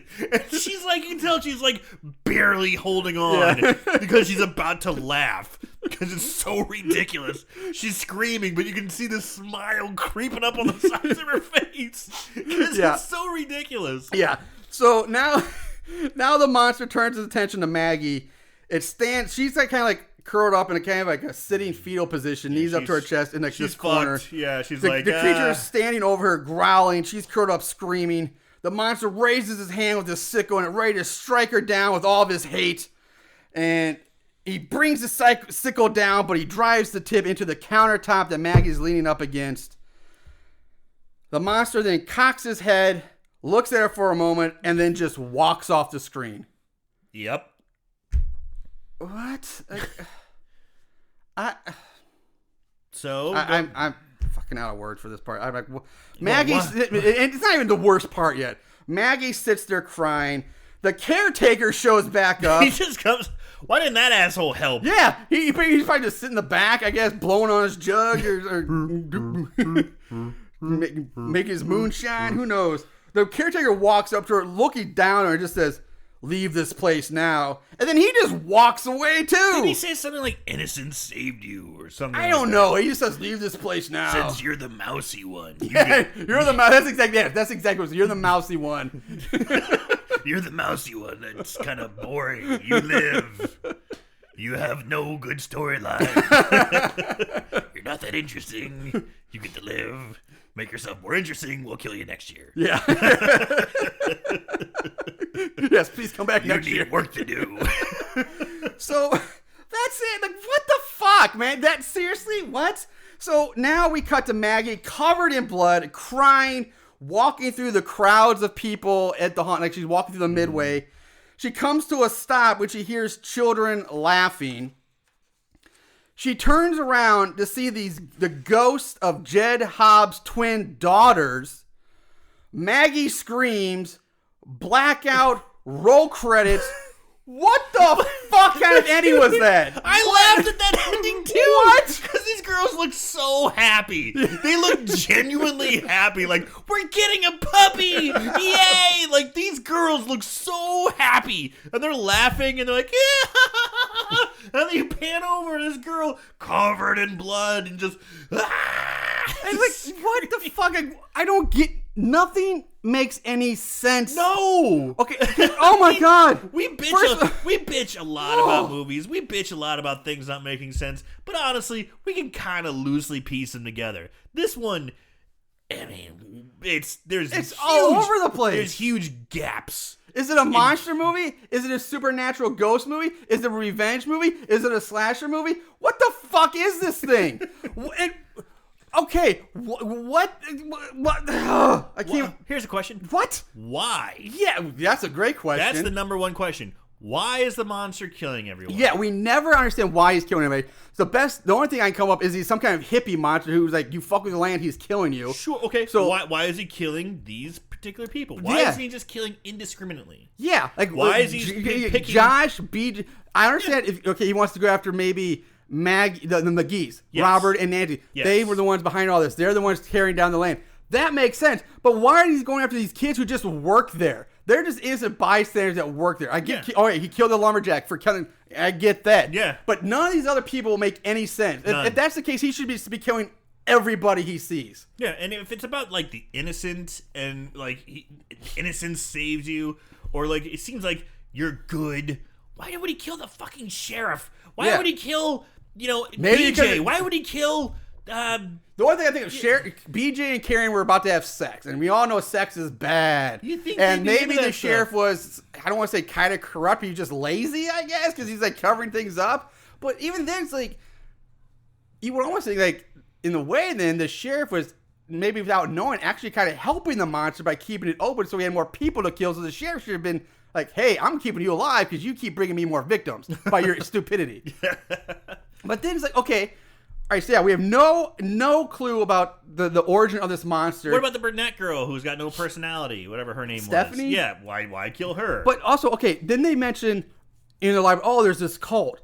They mention, that's it. There was no flashback like the cult, like doing a ritual to summon this demon, this monster, which would have made sense. We have a demon to protect our land. Yeah, okay, that would be fine, but they didn't do that. Nope. who the fuck is this caretaker? What's his link to everything? Doesn't matter. Why is he like the monster's brother? Like, is he the monster's caretaker? Is he the yin to his yang? Yeah, like what? Why are these two connected? What's going on there? Why is it happening? Then why are these ghost girls popping up at the end? It had no bearing on the entire rest of the movie. Never saw them ever. We see them in the opening flashback, the very opening. That's it. And then, they went on to live and they founded a farm. Okay, but if they went on to live and founded the farm, then why are we seeing them as kids? Ghosts. Wouldn't their ghosts be adults? Is the old lady a descendant of these people? Yeah, like she's supposed to be. The old lady Grace is supposed to be the last descendant of the Hobbs. Okay, well I missed that. Okay, yeah, that's new. But I don't understand those kids. If they lived and went on to found the town, why are they ghost kids, not ghost adults? It's a good point. That makes zero sense. Yeah. And why are they even there in the first place? We've seen no ghost the entire movie. It's like when you see a ghost come back as a child when they died when they were older, it makes you think of Star Wars Return of the Jedi when Anakin Skywalker in the original was an old Darth Vader. And then they remade it. They put in fucking Hayden Christensen. God damn it. Fuck you, Hayden Christensen. Fuck you, George Lucas. Yeah. Yeah, just like that. What the fuck? We could go on and on. Yeah, I don't fucking know anymore. So anyway, and by the way, the movie timer says the movie is an hour and 36 minutes, but the credits start to roll at the hour 17 mark. Thank God. Yeah, thank God. But then midway through the credits, we get this is fucking weird. I've never seen this before. I've never seen this before either. Okay, so you watched the whole thing then? Well, So midway through the credits, like seriously, like you get the cast and you get a few production, and then boom, now it plays a full-length trailer for this movie. It's like a music video trailer. So not really. Yeah. It's just a trailer with music. It's just like what? Yeah, like I've never seen Dark Walker is coming for you. Sleep. Don't sleep tonight or some crap like that. And it's like recycle. Yeah.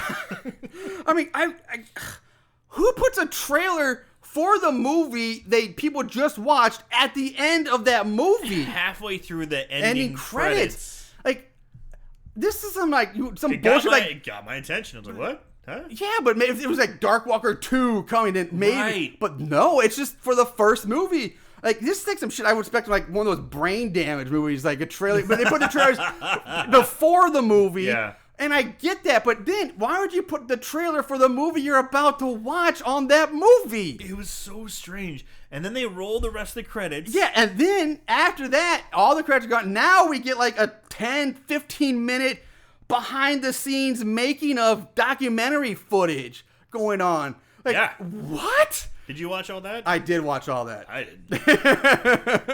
I watched it all. Enough. I did not sign up for this. So I did watch some of it, and it's so sad because some of the they're off screen instead, like the actors and actresses fucking around having fun. Yeah. And they seem to be way more charismatic. Yes. Way more likable and fun and interesting. And then they finish need to go on camera and say action like all personalities drained. It was like, I'm going to bring it back. It's like that reference you made with the Clown at Midnight with Christopher, the good actor. Oh, yeah. Like when he's on, it's on. But then as soon as he gets, pull that Death Star tracking beam switch. Maybe we got a lot of Star Wars references going on. You never make too many Star references. But it's the same thing as like as soon as they go on camera, all that personality and charisma just gone. Just gone. Oh, Jesus Christ. So, all right. That's Dark Walker, guys. Let's move on to favorite kills. There can be only one. Favorite kill. All right. There's not a whole lot, but it's not a small amount, and they're 10 kills.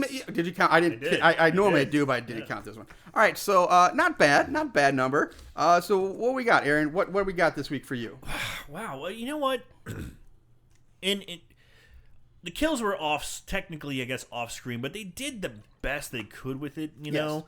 Like, you didn't see lots of penetration, as I like to say, and they didn't have like a gore budget. But man, I gotta say they did. It's softcore porn equivalent. Cinemax murder scene. Yeah, it's like the equivalent of Cinemax porn. Yeah. Very good. That's very. So they did well with what they had. I have to say, I have to tip my cap. Except for Stephanie's face. Yes. Everything else was passable. I was like, whatever, it's fine. It's like a sex scene with the bra on. Yeah, you know, it's like okay, whatever, it's fine. But Stephanie's face was just awful. That was the worst. So, I was kind of torn. I'm gonna have to say my favorite death is Carrion. I like that one the best. That was the one that it was violent. The actress I think did well. She seemed pretty scared. I liked it smashing through the door. The blood was pretty good. That was my favorite kill. Okay. I had an honorable mention. I'm trying to remember which one it was, though. This is the thing that's bothering me because it was after Carrion, so there can't be too many left. You know? I think it was McGee, like the punch to the chest, and tear out. That was pretty good too. I'm kind of same thought process you are right there. I'm not taking points away because they did pretty solid with what they had budget wise. Part of me wanted it to be the sheriff because it was that fight. It was like, oh, he's taking to it, but then it was just a shitty neck snap. I'm like, fuck you, you ruined that. That was boo. And I agree with you. McGee's, it was the string, like, oh, he's just going to strangle, but then he punches through. I'm like, oh, okay, we got a little more there. It's good. But I think I'm going to agree with you. I'm thinking of going Carry On. Even though, again, a lot of it's off screen, but just what you do see works. They made it work. The coming through the door was a good effect, and so yeah, I'm going with Carrion 2 and then McGee is probably my runner up. So I think I'm 100% agree with you on this one. All right, let's move on to odds and ends. Not only did they watch these films, they researched them too. Ugh, what is wrong with these guys? All right, ratings. IMDb gives it a 3.3 out of 10. Rotten Tomatoes, there is no official thermometer score, but it has a 33% audience score. And Amazon gives it a 2.9 out of 5. Plot keywords, there's only 9. Nothing really special or fun. Recycle. I wish. OCD. Haunted house attraction, Halloween, slasher, scythe, goth girl, twins, monster, zombie, multiple murders. That's it. Now, I would actually even say that somebody fucked it up. Somebody's an idiot, whoever put these down, because the plot keyword scythe is wrong. There's no scythe in this movie. It's a sickle he uses, not a scythe. Get your shit right, people. Don't give me that look. Do not give me that look. I get it. All right.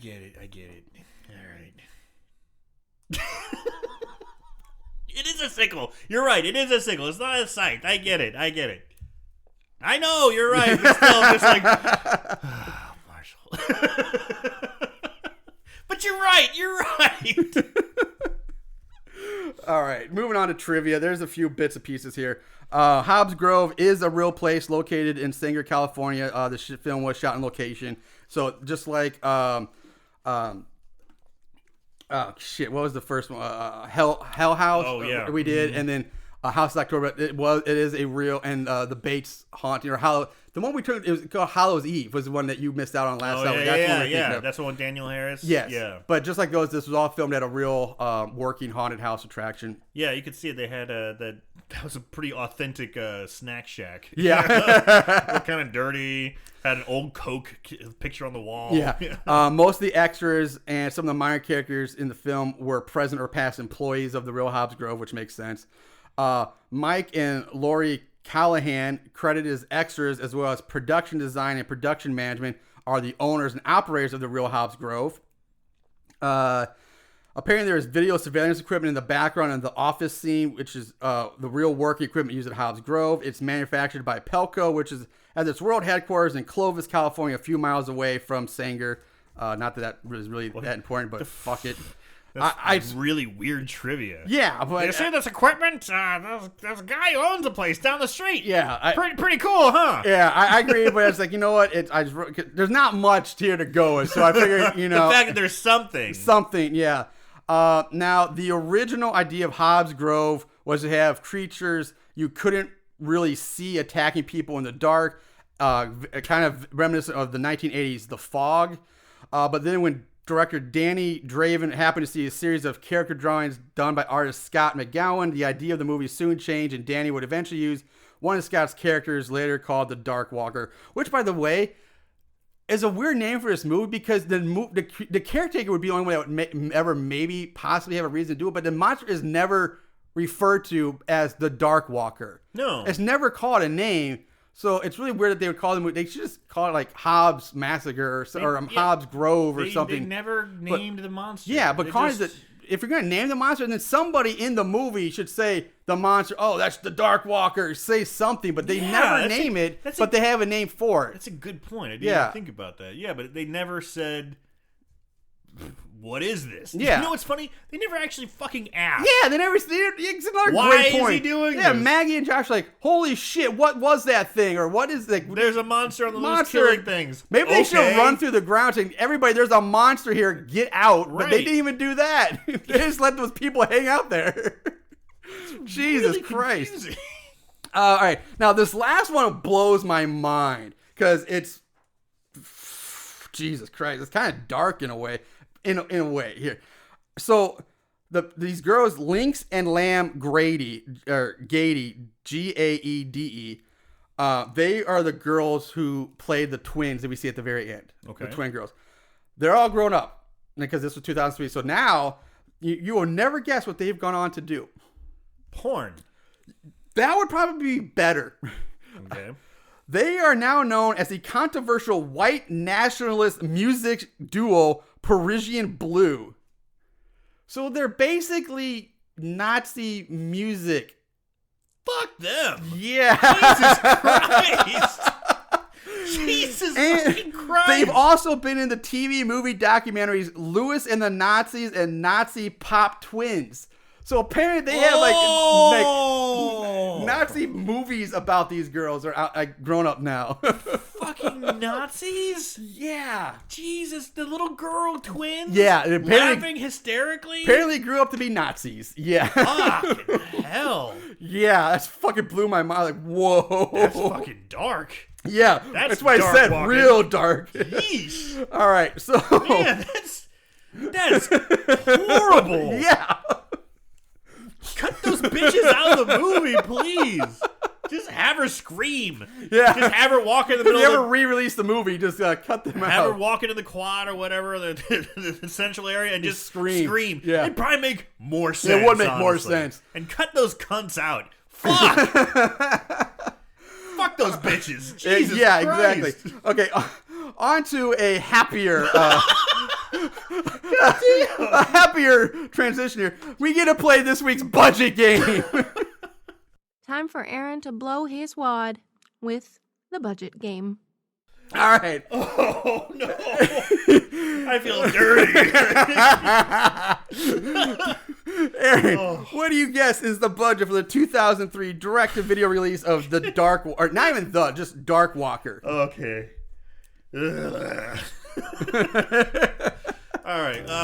So it was filmed on a already owned thing, and apparently I blew my fucking wad to hell on Hell House when I decided that's not included in the budget. But we don't know if that's the case in this one either. So I can't believe you used like $1 million on that one. To fucking roll the dice on this shit.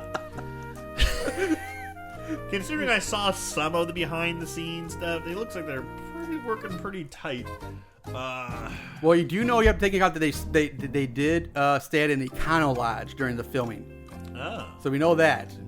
Okay. Now we don't know if they paid out of pocket for that or if that was part of the budget, but they did stay at an Econo Lodge. I'm gonna go.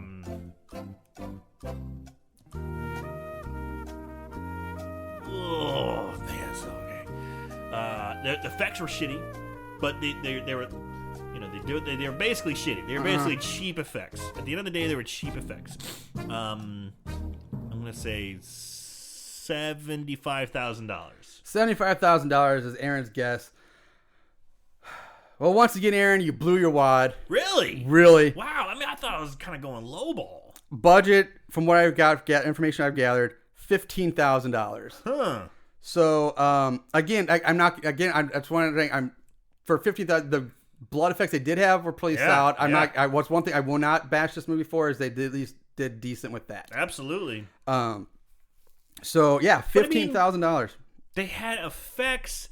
The sound quality wasn't bad. The blue shit in the beginning we kind of dogged on. That was dog shit. But like the rest of it, the shots weren't poor.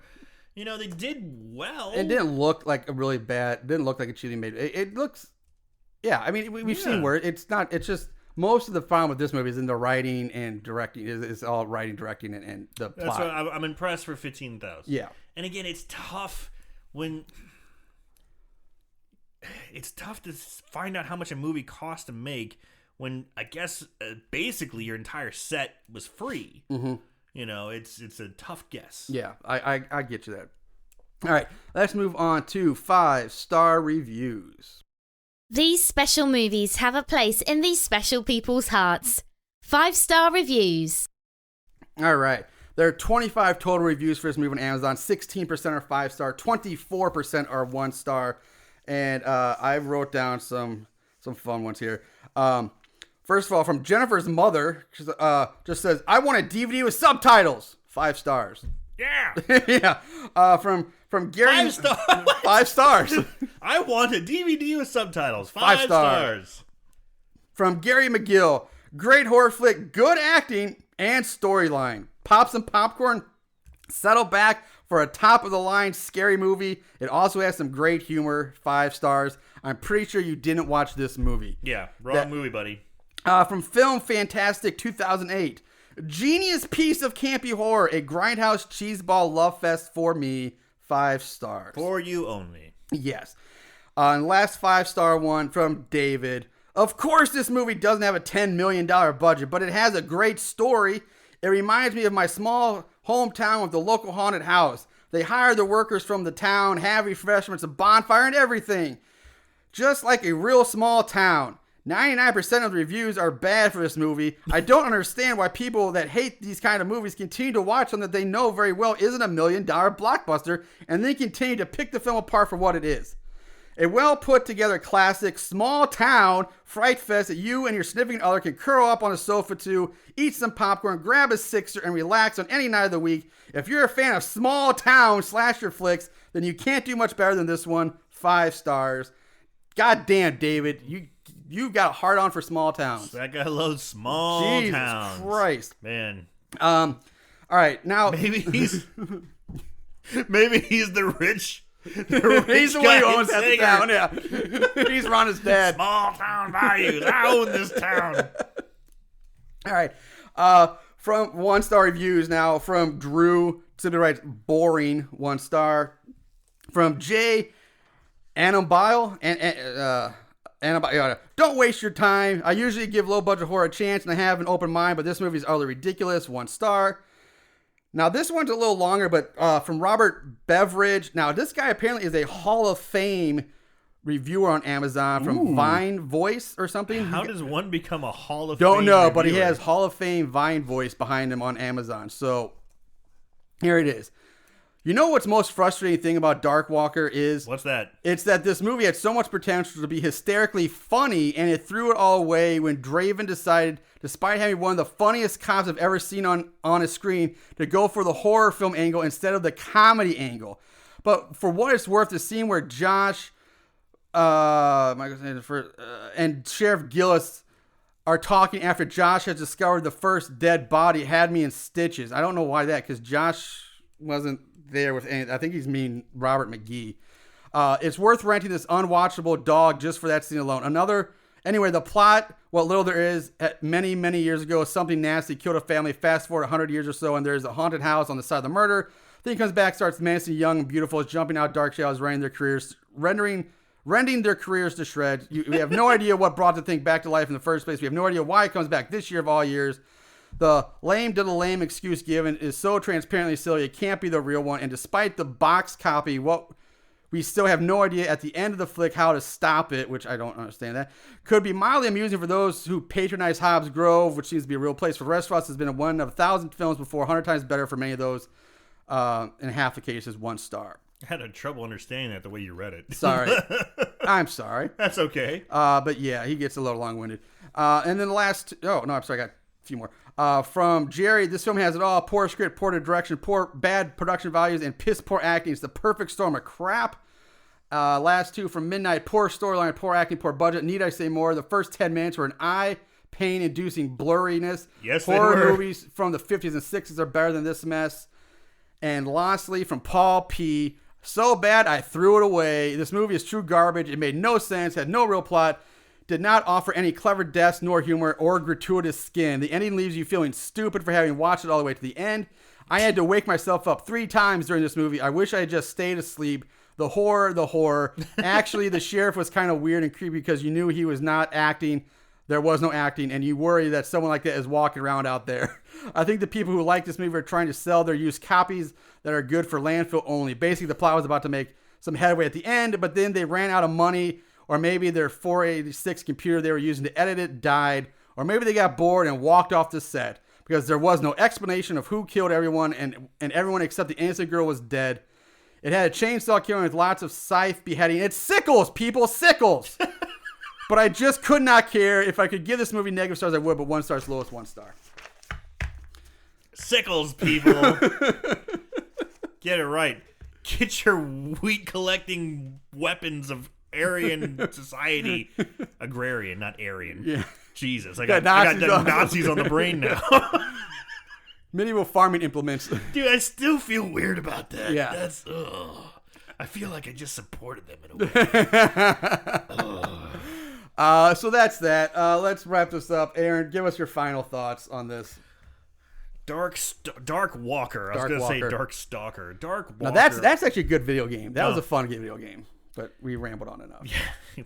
I kind of want to go play that game now. Rambled on a lot. Yeah. Because this film did not have a lot going for it. It just...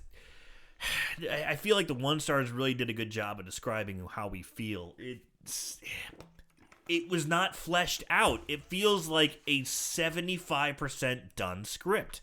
Like they had an idea, they had a vision. Where is it going to go? This is how the movie's going to... And then they just... Throughout, there's just major pieces that just don't connect there at all. It's completely gone. I don't think it's a bad concept. I think it's kind of, it's... Don't get me wrong, it's pretty formulaic. You're on the land and you're using the land. You can, you hear that shit with like Native American burial grounds and, other movies do that same kind of shit. So it's nothing new. But you can't even tell that classic story without having these giant gaps. What the fuck? Why is the monster killing people? That's the thing. Yeah, there's no explanation for that at all. And kind of like we said in the very beginning, there's no cataclysmic event, there's no key, there's no reaction, there's no moment that says this is why the monster's here. And the characters don't seem to give a shit either. They just know they're being killed, but they don't care why. They really don't. And that just for that alone, I mean, you have to say so bad it's scary.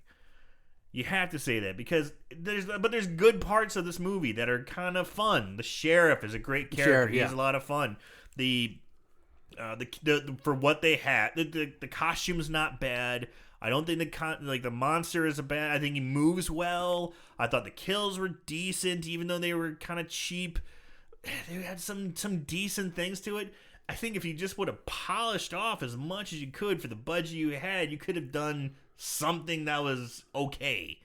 But because of these the lack of direction, the lack of foresight, you have to say so bad it's scary. Well said. I agree with you pretty much on everything you said. Another point we brought up, but yeah, why the monster comes back at all is never explained.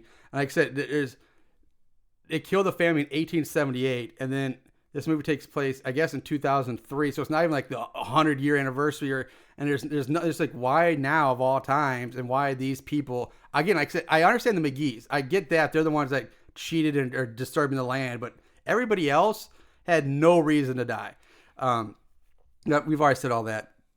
I agree with you. I'm not going to rip this movie apart for the blood and the gore because that's the one thing they did pretty well given the budget they have. Agreed. So that's fine. But this movie falls apart with its writing and the plot holes because they just basically just did not care. Or I don't know, like what the one guy said, right? Did they just give up at the end of this movie? Nothing pulls it all together. Nothing ties everything nice and neat and wraps it up. It's a fucking mess of a movie. It feels like you put Frankenstein's monster together. You got an arm from a killer here. You got a head from a scientist. You put these pieces together, but they never stitched anything. And Like, if you wanna if you do- try to get it up, Like- it's just going to fall apart. Yeah, like if you want to do a monster movie where the monster's just killing people and you don't know, look at Don't Fuck in the Woods. That movie did it right. Like we never got any explanation of what the creature was, Nope. why it was there, but it was done. But by the time the movie was over, you didn't really care. It was just done right. Yep. And that they didn't do it this one. Again, was it a monster movie? Was it a paranormal ghost movie? Is it a revenge slasher movie? It's too much stuff going on that they didn't do right. This movie, I actually have to, I'm going to say so bad it's scary as well, because the writing and the plot, it just falls apart. There's nothing there. It had potential. It doesn't look that bad. The kills aren't bad, but when you really sit down and look at it, nothing makes any fucking sense at all. The acting wasn't that bad either. I mean, it wasn't great. It was don't get me wrong. It was not great. It was pretty bad, but it's not as bad. It's not as bad as we've seen recently, but it's still bad. But It's But okay. but the thing is, the lack of plot and writing actually overshadows the bad acting, because you can handle. We're used to bad acting in these movies, but at least most of them have some kind of plot or at least a cohesive storyline that makes sense. They have story structure. Yeah, this one doesn't. There's nothing there. Really? So yeah, so bad it's scary for me too. All right, guys, that's it. We're done. We're done for this week. We'll be back. Happy Halloween. Yes, very happy dudes. Halloween, everybody. Enjoy it. Be safe out there. Get lots of candy. Don't be safe. Be reckless and crazy and sexual. We are not legally liable for anything you say or do. Exactly. Yeah, we cannot be held legally responsible. Just have fun. Yeah, have fun. It goes without saying it's Halloween season, but guys, until we watch more horror movies, until we come back, remember to always keep it tight. Nevermore. All right, Moon Goons, for the first time ever, here's some bonus content at the end. We weren't done ranting about this movie, so we decided we had to come back and just argue and rant a little bit more about this, trying to figure out what the hell is going on. So enjoy this little post-show bonus segment. The first part of it got a little cut off in the recording, but you'll get the gist. I hope you enjoy it. Why is she psychic? What? Where's that come from? What's the reason? There's no reason. And honestly, if you think about it, it doesn't play into the movie at all. It doesn't. It has nothing to do with the ending. Nothing in this movie would have changed or been any different if she wasn't psychic or if she is psychic. No. Her psychic powers didn't come in and save anybody's life. It didn't save the day. No, it didn't do What's the point shit. of that? And then there's no inclination as to how she became psychic. She just goes, I am psychic, and like, cool. And then we don't know why she became psychic. How did she become psychic? Is it something to do? Does she have a relation with the Hobbs? Exactly. None of like she's this long off the scent of the Hobbs. It's just psychic. And you know what? We ragged on Hell House for that girl being psychic in that one too. But at least they had some kind of like, oh yeah, your mother is psychic too. Yeah. They at least had one line that made a correlation that linked it together. Yeah, and you know what? Nope. We didn't bitch about that. We're like, okay, well, whatever. She It's kind of comes, stupid, but whatever. she comes from a family of psychics. Okay, yeah, fine. It's done. Yeah. Now, this one, fuck. We didn't even hammer that. We didn't even talk about that. No. God damn it. Like when she touched Rhonda's locker at the high school, like, why did she get a psychic vision from a girl she never knew's locker who got killed? I mean, yes, it might be hers, but how does this work? Also, you know what's fact? They must have really hated that bitch because they didn't go to her funeral. No. they show him coming out after Reefer's funeral, but fuck Rhonda's funeral, which must have been a few days before. They didn't even care. They did say she quit or she left, and maybe she's gone to Barbados or something. But yeah, they don't really give two fucks about her. They're just like, fuck it. She's a bitch anyway. And Stephanie's funeral, like, I'm pretty sure she didn't die like the last night. She went missing. She went missing. She's the one who went missing because he recycled her or something. Yeah. But still, they're like, whatever. Yeah. And also the town, Stanger.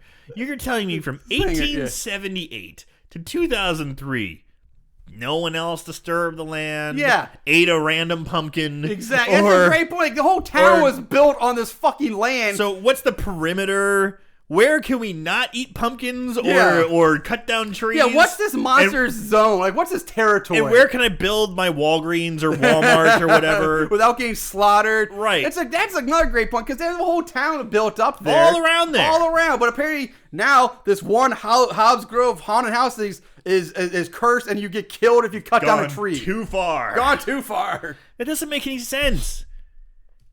God damn it. Nothing. Yeah. It just... We had to come back on and bitch a little bit more. We've never done this before, but no, God, we it kind of deserved it. Like, we're so bamboozled, and it's like, what the fuck with this movie? All right.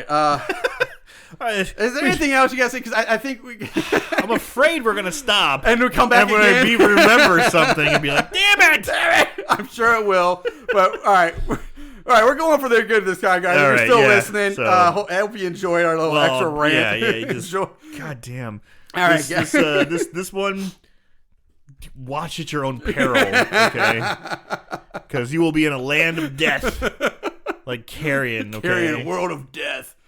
This movie makes me want to go to the mall and hate people. All right, guys.